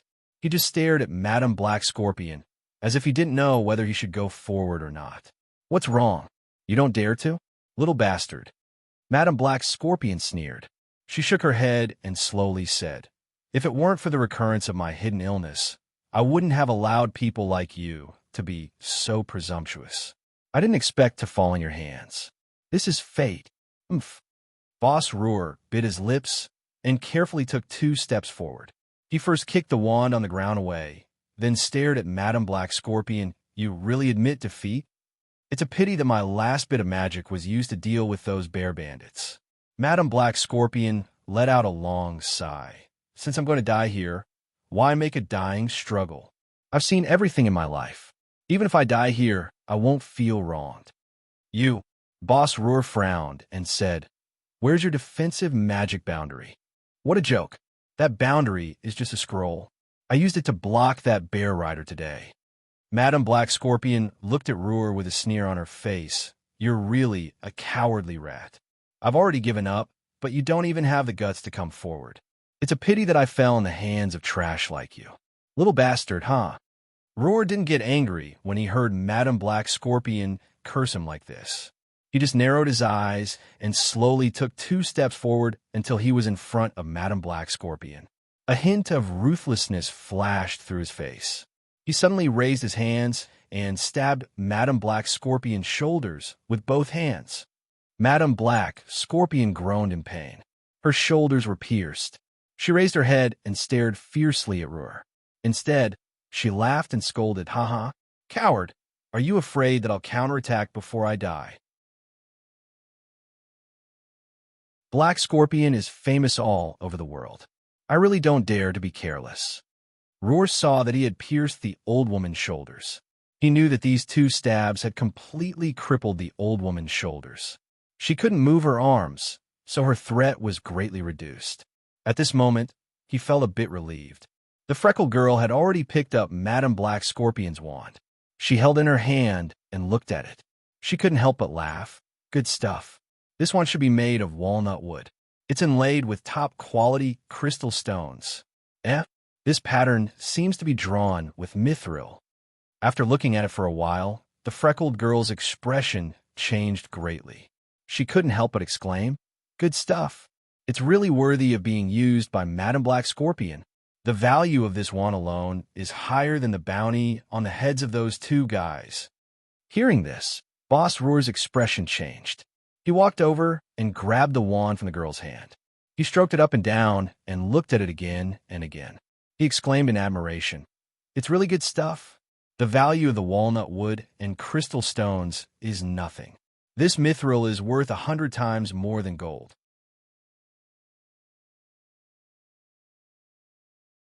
Chapter 389. I heard that this old woman killed the previous president of the Sanctuary Guild. Could it be that she snatched this magic wand from the hands of the former president? Seeing Roar take away the magic wand, a strange look flashed through the girl's eyes. She then turned her head and walked to the front of Madame Black Scorpion. Looking at the old woman whose shoulders were full of blood, the girl pulled the corners of her mouth and softly said with a smile, "Granny, you are a world-famous magician. I heard that magicians are the richest. You must have a lot of good things on you. Since it has come to this, just take them out so that we don't do anything disrespectful to you." "Hee, little girl, do you want to empty this old woman's fortune?" Madame Black Scorpion faintly smiled. "You are a sensible person. Those things can't be taken underground." The girl stared into Madame Black Scorpion's eyes and softly said with a smile, "You are not an ordinary magician. You must have a lot of good things. For an expert like you, who even managed to kill the guild master of the sanctuary, I'm sure you wouldn't have something as shabby as a magic wand." Roar's eyes lit up and whispered, "That's right. I heard that she killed the president and got a secret treasure. That thing must be found." Madame Black Scorpion's eyes dimmed after hearing that.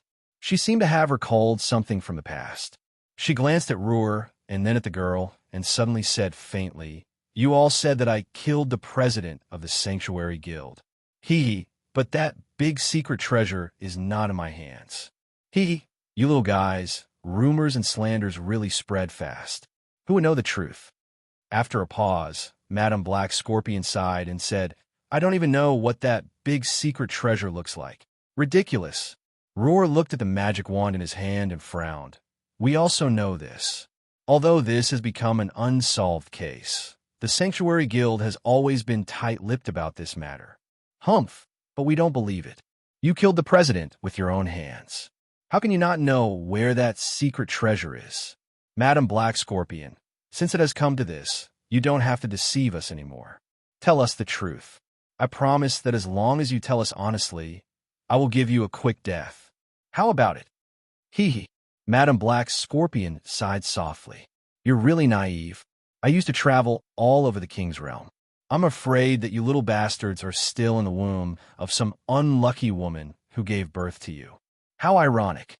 After all, there should be all kinds of people, and all kinds of people should exist. However, bold, shameless, and vicious little bastards like you have really opened my eyes to something new. Ha! Oh." When Roar heard this, he did not show any anger on his face. He only narrowed his eyes. The freckled girl not far away also laughed softly. "Granny, are you trying to provoke us?" "Don't worry, we won't do anything before we see the treasure." But the freckled girl's expression changed. She looked at Reynolds and said gloomily, "The man beside you is going to suffer." After saying that, he rushed towards Reynolds. Reynolds was on high alert and had long been prepared. When he saw the girl rushing over, he instantly placed the Yu-Chang sword in front of him and swung it forward. Bang! The girl was taken aback. Although she kicked the Yu-Chang sword aside, she was surprised to find that the sharp blade hidden in the bottom of her shoe was cut into 2 pieces like cutting paper. If she had not been merciful, her entire foot would have been cut in half. The girl glanced at Reynolds and did not pay attention to him. Instead, she walked to the side and picked up the dagger that she had kicked away. The carvings were fine, and the green edge of the dagger concealed a murderous intent. When she flicked it gently, it made a buzzing sound. "Good stuff." The girl's eyes lit up. Roar, who was on the side, also went over. After looking for a while, he suddenly cried out, This is the treasure of Flower Burial Valley." "What Flower Burial Valley?" A strange look flashed through the girl's eyes. She glanced at Roar and instantly withdrew her gaze. In the end, Roar was an experienced and knowledgeable person. At this time, he took the dagger and gently stroked it. He said, "It is said that the former Valley Master of Flower Burial Valley went to the Forbidden Ice Zone to find the tyrant Azure Dragon. He obtained its sharpest fangs to refine it. But who is this kid? What does he have to do with the Valley Master of Flower Burial Valley?" Reynolds grinned and said with a smile, "Valley Master, I am her savior." Roar frowned and thought that he was just joking. At this time, he said, "This kid must have other things on him." Reynolds nodded and praised. "Good. I will show you one by one. The map of the king's realm, the secret medicine of the royal family of Babika, and the crystal coins." Reynolds sighed and said, "Originally, there was also a pack of deadly poison, peach blossom burial." "Peach blossom burial? What's that?" the freckled girl asked, but she saw Roar's face suddenly change. The freckled girl also suddenly thought of something. The two of them looked at each other. You realized it?" Reynolds smiled. This time, he stood up and smiled from the bottom of his heart. He said, "Since Boss Roar knows about the fish intestine sword of Flower Burial Valley, how can you not know about the famous peach blossom burial?" Roar's forehead was covered with cold sweat. He looked down and saw that his hands had been smashed into pieces without him noticing. The skin of his palms seemed to have been melted by some kind of power, leaving only the white bones behind. The freckled girl next to him was even more unbearable. She had already screamed. Her hands were only left with the white bones, and the rotting flesh had spread to her forearms. This young girl's arms were only left with the white bones below her forearms. It looked extremely terrifying. Roar trembled. The fish intestine sword had already been thrown to the ground. However, his body swayed and he knelt on the ground. He only felt that all the strength in his body had dissipated. He couldn't breathe. A strong numbness swept over his whole body, and the feeling in his body was quickly disappearing. The freckled girl had already fallen to the ground. She raised her arms high and screamed again and again. Her body was trembling and twitching, but she couldn't move at all. Reynolds's face was livid. There was a trace of viciousness in his eyes. He looked at Roar and said in a deep voice, "You must be very regretful now. You shouldn't have touched my fish intestine sword, right?" Roar opened his mouth, but couldn't say a word. "In fact, what I told you is true. I am indeed the savior of the Valley Master of Flower Burial Valley. Ha ha, you can laugh in the underworld." Reynolds sighed. "It's really funny. Two ruthless and meticulous guys. If you didn't touch my fish intestine sword, then you would have won today's matter. Unfortunately, you are too greedy."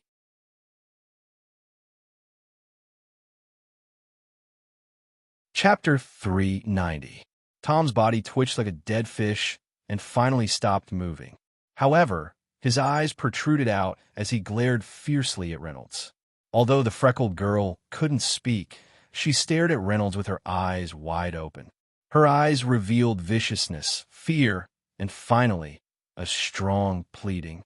Unfortunately, she couldn't speak and could only look at Madame Black Scorpion with tears flowing out of her eyes.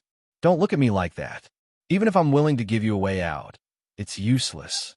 I don't have any antidote for this poison. Rest in peace, little sister." Reynolds calmly looked at the girl's eyes. The freckled girl struggled to look at Madame Black Scorpion. Madame Black Scorpion's face was cold as she said softly, "I've seen many people in my life, but I've never seen such a heartless little girl like you. You're really annoying me, little guy. Therefore, I'm very happy to see you die before I die." After saying that, Madame Black Scorpion slowly moved closer and whispered into the girl's ear with a smile, "Little slut, remember this. If there's a next life, don't ever let me see you again." The light in the freckled girl's eyes finally disappeared completely. After saying so much, Madame Black Scorpion's breath also weakened. She took a few breaths and then let out a long sigh. Turning her head, the old woman's eyes calmly looked at Reynolds, who had been watching from the side all along. "I really didn't expect that before I die, the last person to accompany me would be such an interesting little guy like you." Madame Black Scorpion took a deep breath and looked at Reynolds. She frowned and said, "Interesting little guy. Why are you still in a daze?" Can't you see that I'm about to die? Reynolds sighed and thought to himself, of course I can see that you're about to die. That's why I want to stay far away from you. Who can guarantee that you won't harm me? Reynolds looked at his hands. Due to holding the peach blossom burial poison for a long time, his skin and flesh had turned red and was even close to festering. Fortunately, Reynolds had a purifying physique, and the poison only slightly corroded his skin and flesh. It didn't cause any harm to him. Don't be afraid. Madam Black Scorpion looked at Reynolds and smiled. I promised you before that as long as you are obedient, I will give you benefits. Sigh. I didn't expect a little fellow like you to have such thoughts. Cough, cough. Madam Black Scorpion coughed and said weakly, originally, I only planned to give you a small gift, but I didn't expect that you would turn the situation around. It seems that if I don't give my big gift to you, there's no one else to give it to. She coughed a few times and spat out a mouthful of blood. Her breathing became weaker as she glared at Reynolds. Brat, come over here. This last bit of benefit is yours. Reynolds hesitated for a moment before slowly walking up to Madam Black Scorpion. The old woman spat out another mouthful of blood and laughed dryly. She looked into Reynolds' eyes and asked, Are you afraid of me? Very scared, Reynolds answered honestly. This old woman, Reynolds, was not completely trustworthy. Looking at her previous methods and strategies, Reynolds was really afraid. Don't be afraid, Madam Black Scorpion said with a bitter smile as she gasped for breath. If I want to kill you, there will be plenty of opportunities. After saying that, she sighed softly. Besides, what good will it do me if I kill you now? You and I have no enmity. Besides, I'm going to die anyway. There's no need to silence you. Reynolds thought for a moment and said with a bitter smile, That's true, Granny. What else do you want to tell me? I don't have anything to tell you, Madam Black Scorpion said in a low voice. Her complexion was getting paler and paler. She took a deep breath and said, I just want to tell you something. Hee brat, you have to listen carefully. What? Madam Black Scorpion slowly took out the apocalypse bracelet that she had taken from Reynolds and handed it to him. Reynolds hesitated for a moment before gathering his courage and accepting the apocalypse bracelet. Don't worry, I won't poison you, brat. Madam Black Scorpion looked at this brat's cautious appearance and smiled bitterly. Reynolds smiled embarrassedly and lowered his head to look at the bracelet. It was a bracelet carved with a blue gem. The bracelet was bronze in color and very exquisitely made. Some small characters and symbols were carved on the inner ring. Reynolds looked at the bracelet countless times, but still could not understand what was written on it. If possible, you shouldn't use this thing. Why? Reynolds was somewhat baffled as he slowly calculated. Could it be that this old woman knows the secret? Reynolds' heart skipped a beat as he nodded silently. Madam Black Scorpion did not notice Reynolds' strange behavior. She only coughed and said, This thing, no one knows where it came from. 100 years ago, this bracelet descended into the sanctuary and was obtained by the first guild master of the Sanctuary Guild. Then, he died mysteriously and his whereabouts were unknown. After that, this bracelet fell into the hands of the previous emperor of the Great Tang Dynasty, Li Clan. After that, it also mysteriously disappeared. The throne was seized by the current emperor, Wu Mingkong. Then, he fell into the hands of a third-person cough. Madam Black Scorpion coughed again and said, The third person was the guild master of the Sanctuary Guild who was rumored to be killed by me. Reynolds stared blankly and asked, Could it be you didn't kill him, but he also disappeared? Madam Black Scorpion closed her eyes and weakly shook her head. She fished out something from her bosom. Kid, take it. This is the grass of immortality. Grass of immortality? Reynolds was shocked. Madam Black Scorpion said, You said that you were the savior of the Flower Burial Valley's Valley Master. I believe you. I hope that if you meet him, please tell him that I, Madam Black Scorpion, have already let go. Reynolds quickly said, Madam, quickly eat it. Aren't you fast? Madam Black Scorpion looked at Reynolds and laughed, saying, Not bad, not bad. You still know how to worry about an old woman like me. You are a good person. Reynolds bitterly smiled and did not speak. Madame Black's scorpion sighed. Her face was full of vicissitudes as she said, "Even if an old woman like me is cured, how many years can I live? Besides, where can I go? Sigh, this life is really incomprehensible."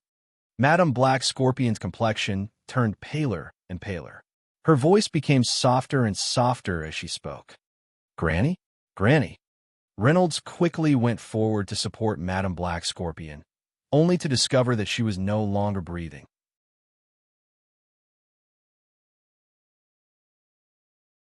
Chapter 391. 3 days later, Reynolds arrived at the port of the Fallen Moon Empire. After asking the relevant personnel about the specific route and date, Reynolds decided to set out to sea today. The passenger ship that set out at 9 in the morning at the Empire's port was the first ship of the day, the Clark. He didn't bring any luggage because he didn't need to. Reynolds boarded the huge ship, the Clark. Following the long cry of the deep-sea giant whale that pulled the ship, the Clark officially set out on its journey. Reynolds stood on the deck and looked at the people on the ship with a leisurely expression.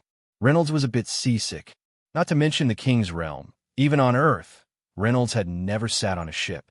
Leaning on the railing and enjoying the sea breeze could effectively relieve the nausea. Madame Black Scorpion died 3 days ago, and Reynolds buried her under a tree.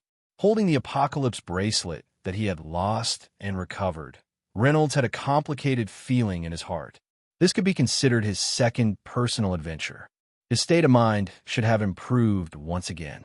Reynolds was silent. After coming to this world, his own adventures had started to increase. He was also gradually becoming a person. He took out his phone from the bracelet and looked at the messages. Lin Ling still hadn't replied to him. Reynolds frowned, not knowing what the situation was over there. Damn it, what the hell happened? Reynolds fiercely punched the railing and his fist started to bleed. While he was lost in his thoughts, 10 hours had already passed, and the sky was gradually darkening. They were already very far away from the Fallen Moon Empire's port. The next destination was the Heavenly Lawn port, the first port of the Tang dynasty. It was very far away from the Fallen Moon Empire. Even if they rode the Clark that was carried by the deep-sea giant whale, it would still take a full week to reach the distant Heavenly Luan port. In other words, they would have to stay on this ship for a whole week. After dinner, Reynolds was still standing on the railing and looking at the sea breeze. He didn't have any appetite and swore that he would never sit on a ship again. At this time, Reynolds' expression suddenly changed, and he looked gloomily into the distance. In the blink of an eye, a few faint shadows suddenly appeared in the dense fog in the distance. Because the entire ship was in fact a living creature, there was no need to worry about the submerged reef. Therefore, no one paid much attention to the distance. It was only when the shadows gradually approached that they were discovered. After receiving the report, Captain Wang Jianxing immediately led the three-eyed race's scouts to the high observation deck. However, the fog in the night was too thick. Even with the three-eyed race's eyesight, they could not see the flag on the mast. They could only helplessly say, "I'm sorry, Captain Wang Jianxing." Before the distance between the two sides is shortened, I can't make an accurate report for the time being. Wang Jianxing frowned. Who could it be? There shouldn't be any passenger ships passing through Fadora at the same time as us. The Liubu should arrive at least an hour later. Could it be a caravan? He was an experienced captain and knew the departure time, speed, and meeting places of the ships in this area like the back of his hand. Other than trade caravans did not have any rules to speak of. As long as it was for profit, they could set sail at any time. Wang Jianxing immediately made a preliminary judgment based on the fact that it was different from an ordinary ship. It was most likely to be a caravan. Moreover, it was not uncommon for 2 ships to set sail together, but it was rare for more than 3 ships to set sail together. Only trade caravans would set sail in groups. The Black Shadow approached at an alarming speed. The scouts of the three-eyed race finally saw the symbol of their flagship clearly. In the middle of the pitch-black flag, there was a gloomy skull. In front of the skull, there were 2 bloody machetes. Bright red blood seemed to be dripping down from the machetes. It was a ghastly sight. The scout could not help but cry out, "Black Viper!" However, before he could finish his words, A strong wind broke through the thick fog and pierced through his most proud and fragile third eye. White and red things splattered everywhere. The scout did not even have time to make sound before he died, tragically on the spot. His other two eyes were wide open, and he died with remaining grievances. It happened suddenly. Wang Jinxing was scared out of his wits. Although he did not hear the last word the scout was unable to say before he died, he could guess what it was. He cried out in horror, "The black skeleton pirates!" Then he stumbled and rolled down the observation deck in a panic, afraid that he would follow in the scout's footsteps if he was late. He shouted loudly, "Guards, guards, quick! Raise the barrier and gather everyone together. We've run into the black skeleton pirates." Pirates also existed on the continent, a profession that earned a living by plundering other people's belongings. To be exact, they could not be considered a profession because they had not been verified by the relevant guilds. They were illegal gangs. Criminals who escaped from various countries were not all willing to change their surnames and live out the rest of their lives in mediocrity. Many of them had the blood of battle flowing in their bodies, so they spontaneously organized themselves. The vast and boundless sea became a hotbed for them to avoid capture and continue to commit crimes, continuing to live a dangerous and exciting life. When these small groups grew stronger, after they had developed organizational discipline, they became pirate groups. The imperial court management along the coast had always had an ambiguous attitude toward pirates, because the main component of pirates were criminals. They all had considerable strength and were difficult to deal with. Today, they had developed into a force that could not be ignored. If the surrounding Tang dynasty and Luoyue Empire were dragons, then these pirates were the local snakes of the sea.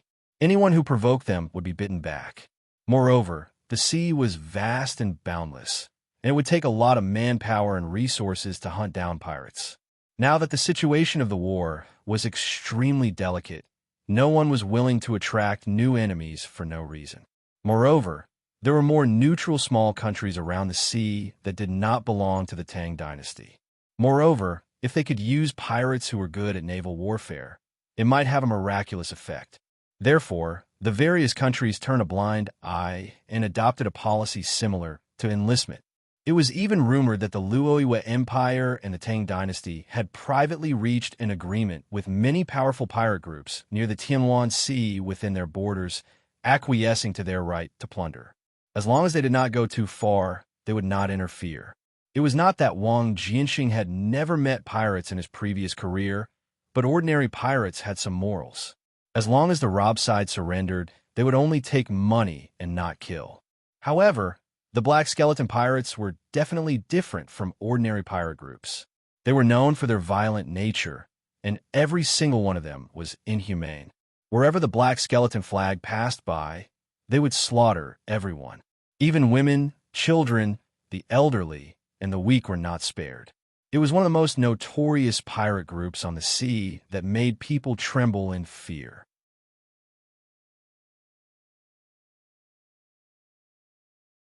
Chapter 392.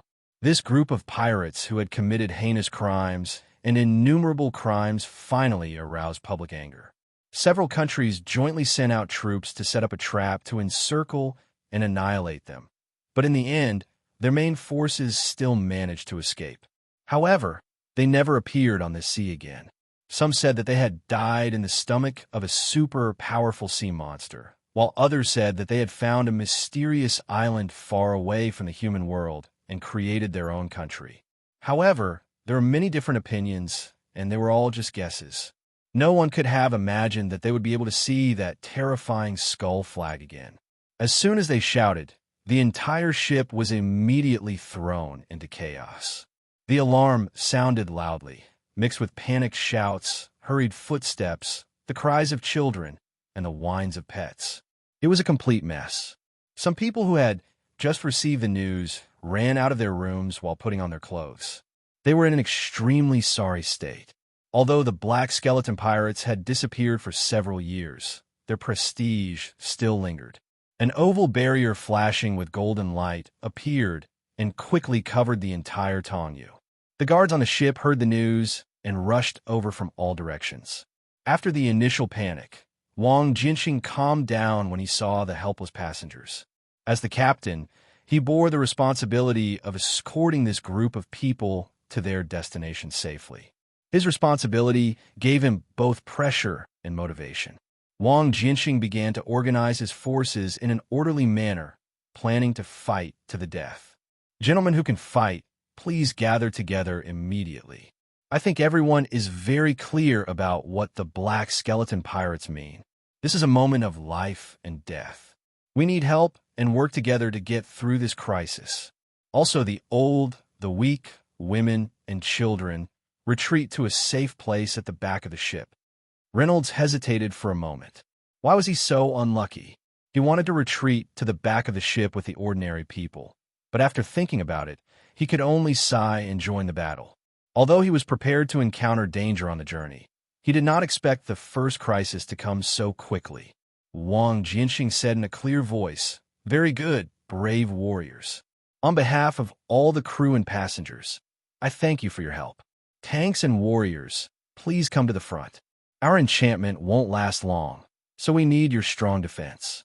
Magicians, archers, and other long-range jobs, please stay at the back of the team. Assassins and other high-agility jobs, please lie in ambush at the two sides of the ship. If the enchantment is broken and you have to fight in close combat, you can catch the first batch of pirates off guard. Auxiliary jobs, or people with healing skills, please give aid to the wounded at any time. In addition, if there are any special jobs, please report to me directly." In terms of the hierarchy of professions, Wang Jinxing still had no right to give orders to fighters, but this was a moment of life and death. He, who had the most experience at sea, had become a convincing leader. Most of the people on the ship were merchants, and some of them were also fighters, but most of them were civilians with no combat ability. Including the guards, only about 300 out of 1,000 people could fight. The strongest among them was a powerful magician, whose level was even higher than the guard leader. However, compared to the ferocious black skeleton pirates, this bit of strength was like a drop in the bucket. Wang Jinxing knew this very well. He could only pray to God that the black skeleton pirates were not the main force. Then, perhaps they could still fight to the death. The distance between the two sides was getting closer and closer. The black shadow revealed its true appearance. Several monsters that looked like octopuses, but were at least 100 times bigger than an octopus. They stretched out their disgusting tentacles and quickly paddled through the water, baring their fangs and brandishing their claws as they floated towards the cargo. Chimera, a magic octopus. Wang Jinxing could not help but suck in a breath of cold air. He recognized this kind of monster. It was a powerful sea demon, far stronger than ordinary monsters. As a means of transportation on the sea, it was also an extremely powerful magical beast. To be able to subdue so many chimera magic octopuses, it was not as simple as a means of transportation.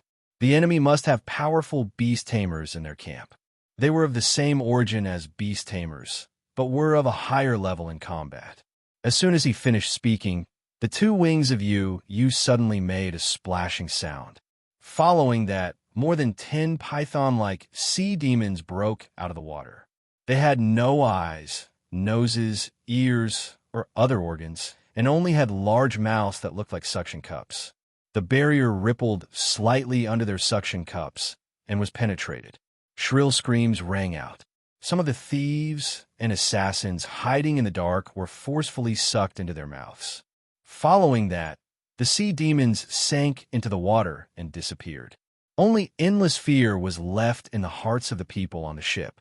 The timid ones could not help but tremble. Even their teeth were chattering.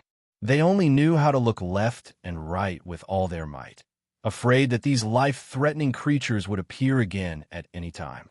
There were also a large number of scouting sea pets, radiated carps, around you to guard against sudden attacks from below the water surface. However, at this moment, these radiated carps did not send out any warnings. Judging from the python-like sea monsters' physiques and the characteristics of breaking through barriers, Wang Jinxing quickly came to a conclusion. The Bairachi demon devourer was immune to barriers that were weaker than it, and could also avoid the lower-level scouting sea pets, the sea demons. The Chimera magic octopus and the Bairachi demon devourer were two types of high-level monsters that were rarely seen at sea. The enemy's strength was evident from this. Just that beast tamer alone was enough to give people a headache. Before the powerful pressure, Wang Jinxing was on the verge of breaking down. However, he still forced himself to calm down and issued an order: fire-type magicians and other warriors, pay attention. The Bairachi demon devourer is most afraid of fire. If they attack, you can use your flying skills to repel them. The thick fog dispersed. A black shadow stood on top of the magic octopus. He let out a long sigh. In the end, the air of the Tianluan Sea is still the most enchanting. Of course, the smell of fresh blood makes me even more excited. Hearing this person's fierce voice, the experienced people on the ship could not help but shiver. They recalled a special guy among the black skeleton pirates. What was special about him was not that he was more benevolent than the other pirates. Instead, he was more cruel. It was said that he was a bloodthirsty madman through and through. He liked to research all kinds of unimaginable ways to kill people. Furthermore, he viewed it as an art. For example, one of his specialties was to use his secret skill, Bloodstorm, to cause the victim's body to circulate at high speed. Furthermore, he would forcefully gather the blood in the area between the brain and the lower abdomen, causing the blood pressure to rise greatly. Afterwards, he would very kindly give the victim relief by using the 1,000-maggot drill to open up countless small wounds on the victim's body. Although these small wounds were densely packed, they were very small. The blood was unable to completely flow out in a short period of time. Under the strong pressure, the blood would spurt out, forming streaks of bright red blood arrows. It was even shamelessly named Bloody Rose. At this time, the victim was completely unable to move. They couldn't even commit suicide. They could only watch as fresh blood continuously spurted out from their body in a ghastly sight. Only after almost all of it had been sucked out would they painfully die. There was also the human devourer bug that was used on the continent to deal with rapists. It was similar to the torture of death by 1,000 cuts. It could only be raised by the government. It was only one of the toys under his hands.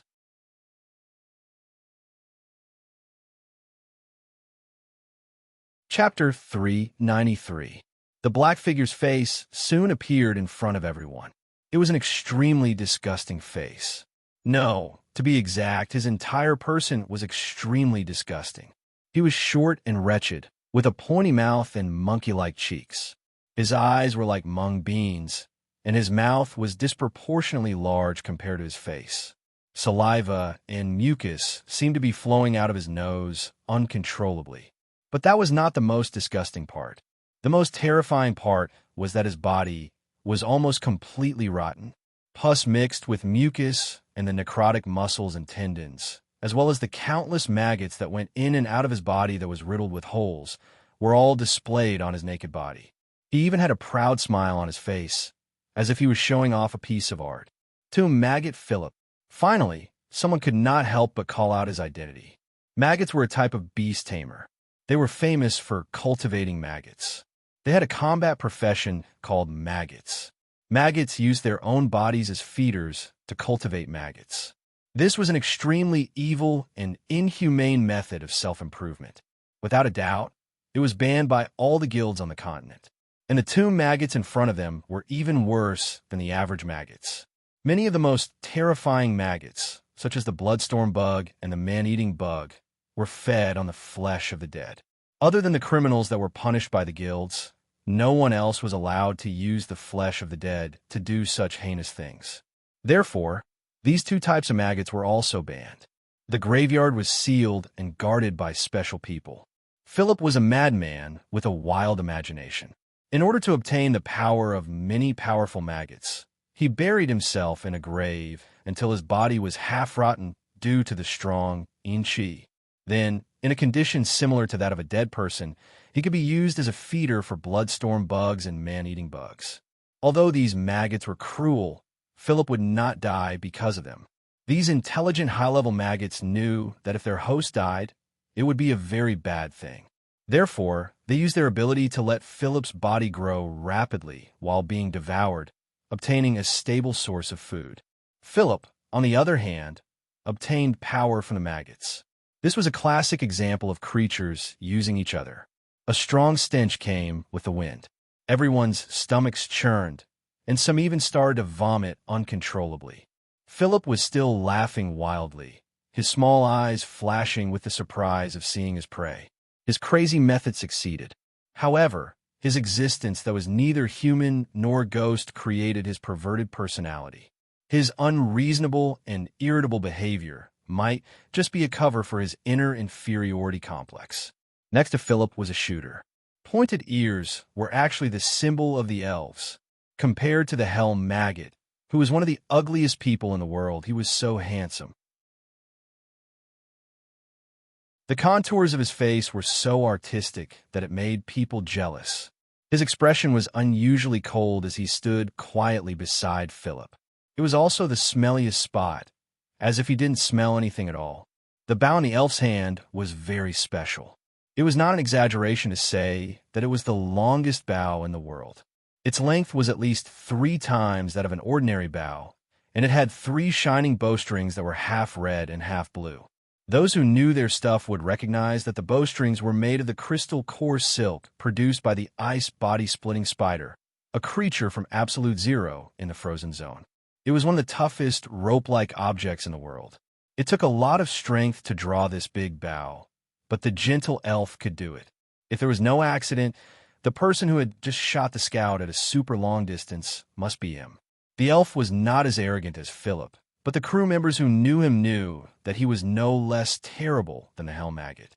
Soulless Ghost Underworld Luo. This slightly strange name was not only famous on the sea, but also in the whole King's world. Originally from the perpetual night forest, he was recognized as a genius in his youth. He was good at 2 professions, archer and assassin, 1 long range and 1 close range, complementing each other. Under normal circumstances, he would use the bow for long-range attacks. If he was approached by the enemy, he had to engage in close-range combat, which was the most taboo for archers. He could also transform into an assassin, who was the best at close-range combat. The combination of the 2 professions was almost perfect. With such excellent innate conditions, Ming Luo was naturally regarded as the star of hope of the new generation in the perpetual night forest. He had a promising future. Originally, this was a smooth road, but no one could have expected the final result. On the night when Ming Luo had just completed his profession certification, he killed his parents and siblings, a total of 8 people, who were celebrating for him, and then escaped from the perpetual night forest. During the process of the arrest team also found out that there were countless people who had died under his hands. There were masters and the weakest civilians, as few as a single person, and as many as a trade caravan with dozens of people. According to the investigation, those people had no grudges with him. Many of them were shot to death from a long distance. They were killed with 1 shot, and their faces still maintained the expression when they were alive. Judging from those expressions, they should not have discovered Ming Luo's whereabouts. In other words, he was not a threat to them. The best policy was to avoid trouble while escaping. However, Ming Luo had to run in the opposite direction again, which made people furious and puzzled.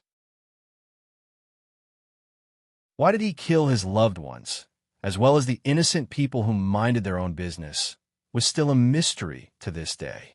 Therefore, in the end, some people said that he was a person without a soul. All of his actions were done according to his heart's desire, and he was not bound by the world's morals and emotions. That was how the name of the soulless ghost came about. Even his fellows who were criminals would feel fear, because he was a double-edged sword. Once he was seized by a whim, he could kill his own people at any time. Moreover, even if they racked their brains, they would not be able to guess his motive for killing. They would not be able to die in peace. Although Ming Luo's behavior was like a lunatic that no one could explain clearly, he was not crazy at all in battle. On the contrary, he was terrifyingly shrewd. It was not an exaggeration to say that he was a natural killer. Perhaps it was because he was not bound by morals and emotions. No matter what situation Ming Luo was in, he could maintain an unshakable calm mind and make the wisest and most powerful judgment. He was undoubtedly more difficult to deal with than Philip because the latter at least had the psychological weakness of arrogance and inferiority complex. Other than that, there was another person on the pirate ship that could not be ignored. He sat on the largest biller magic octopus in the middle. From his attire, one could tell that he was a beast trainer. According to the pirates' habits, their leader was always in the middle of the group. In other words, he was the leader of this operation. In group battles, beast trainers were people who cause a lot of headaches because they could control a large number of magical pets. As for low-level magical beasts that were not pets, they could also be temporarily used by them under the influence of mental waves. In other words, there was only one beast trainer. It was equivalent to a team. Moreover, he was a beast trainer who could control the biller magic octopus and the biller demon devourer.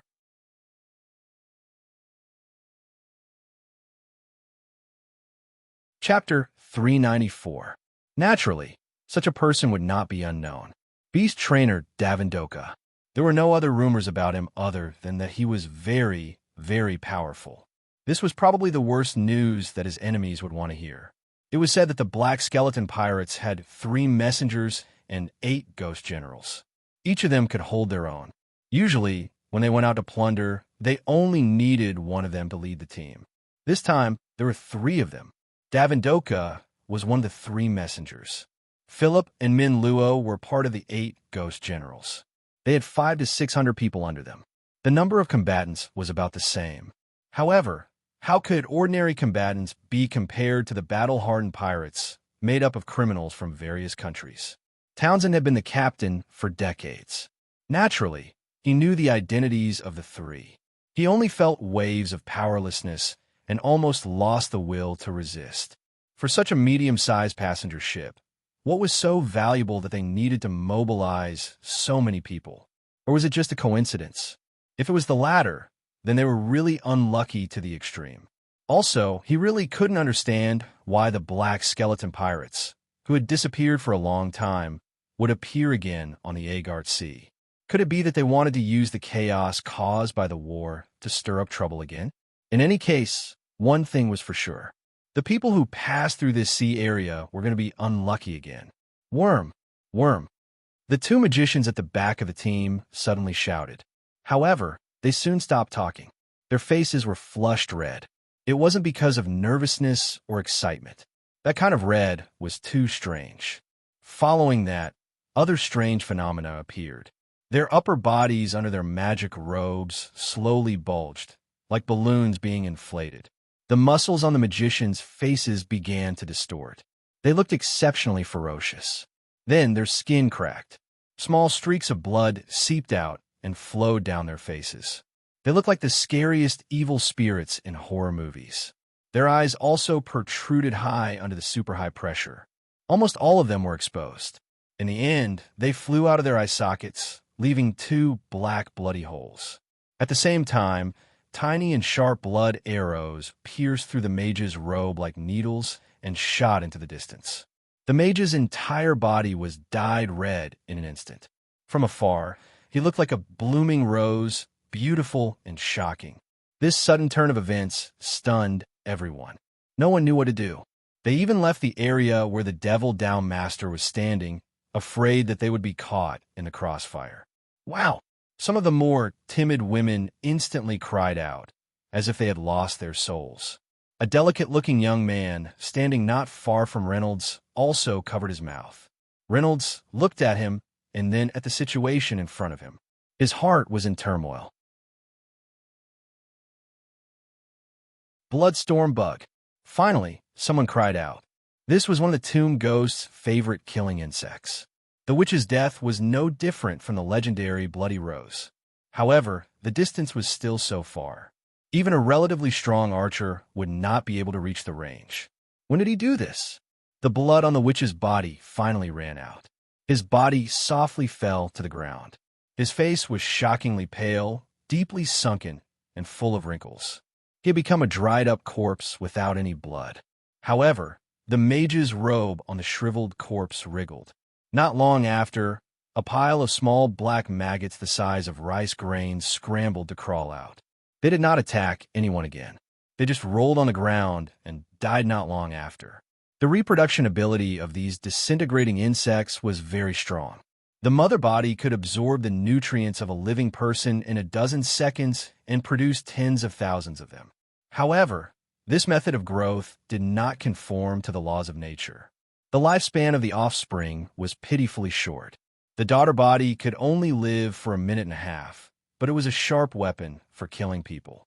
Philip's bloody rose was made with the combination of the bloodstorm bug and the disintegrating insects. A chill rose from the bottom of everyone's hearts.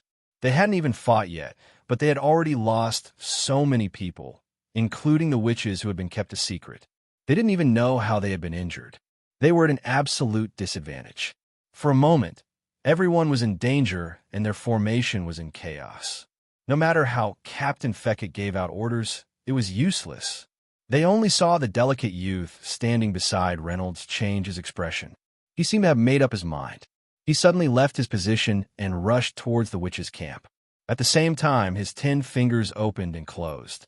2 fine ice nets floated out at almost the same time, flying towards the witches who were fighting. Everyone turned pale with fright.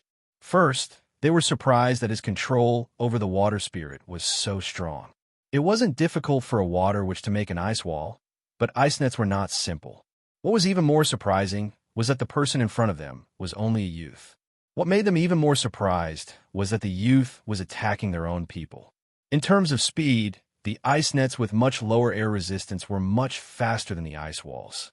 They quickly flew in front of their targets. The witches who didn't know what was going on all raised their wands, preparing to block his attack. However, the ice net stopped about a meter away from them and closed up like a small cage. This move deeply shocked the 2 witches. This youth's ability to fly through the air was much weaker than a witch's by who knows how many times, but his technique was so skillful and natural. Few caught. The youth let out a long sigh of relief. Then, everyone discovered that there was a small bug trapped in each of the 2 ice cages. They were translucent and couldn't be seen if one didn't look carefully. They were the size of flies, buzzing as they flapped their wings. However, they didn't dare to fly because the extreme cold on the net could take their lives at any time. The bloodstorm bug was terrifying, but also fragile. Unlike other creatures, the bloodstorm bug's body would constantly shrink as it grew. When it was first born, it was the size of a dragon's eye. It was jet black and didn't have wings. As it grew, it became smaller and smaller, and its body color changed from jet black to transparent. Due to its high mortality rate, it was very rare for it to form a cocoon and grow wings to evolve to a higher level.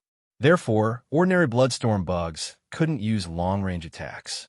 However, the evolved ones were very terrifying. First, they could fly nimbly, and they were small in size. Their translucent bodies were very difficult to detect in the air, and they could kill people without leaving a trace. The 2 bloodstorm bugs in front of them were already very advanced in size. They had killed 2 witches without anyone noticing. However, the evolved bloodstorm bugs also had a shortcoming. They could use bloodstorm less in a day. At most, they could use it 3 times. If one paid more attention, they would discover that there was a small bug in the transparent body of the bloodstorm bug. It was similar to the decomposition bug they had seen before, but it was red. This was the decomposition bug's mother bug. It relied on parasitizing the bloodstorm bug's body to achieve long-range attacks, solving the problem of their slow movement. Although Philip was a madman, he was a genius when it came to breeding maggots and using them. He could think of such an outrageous method. You're tuning in to the Warrior Lore YouTube channel. Don't forget to subscribe and join us on this journey to catch the most captivating stories.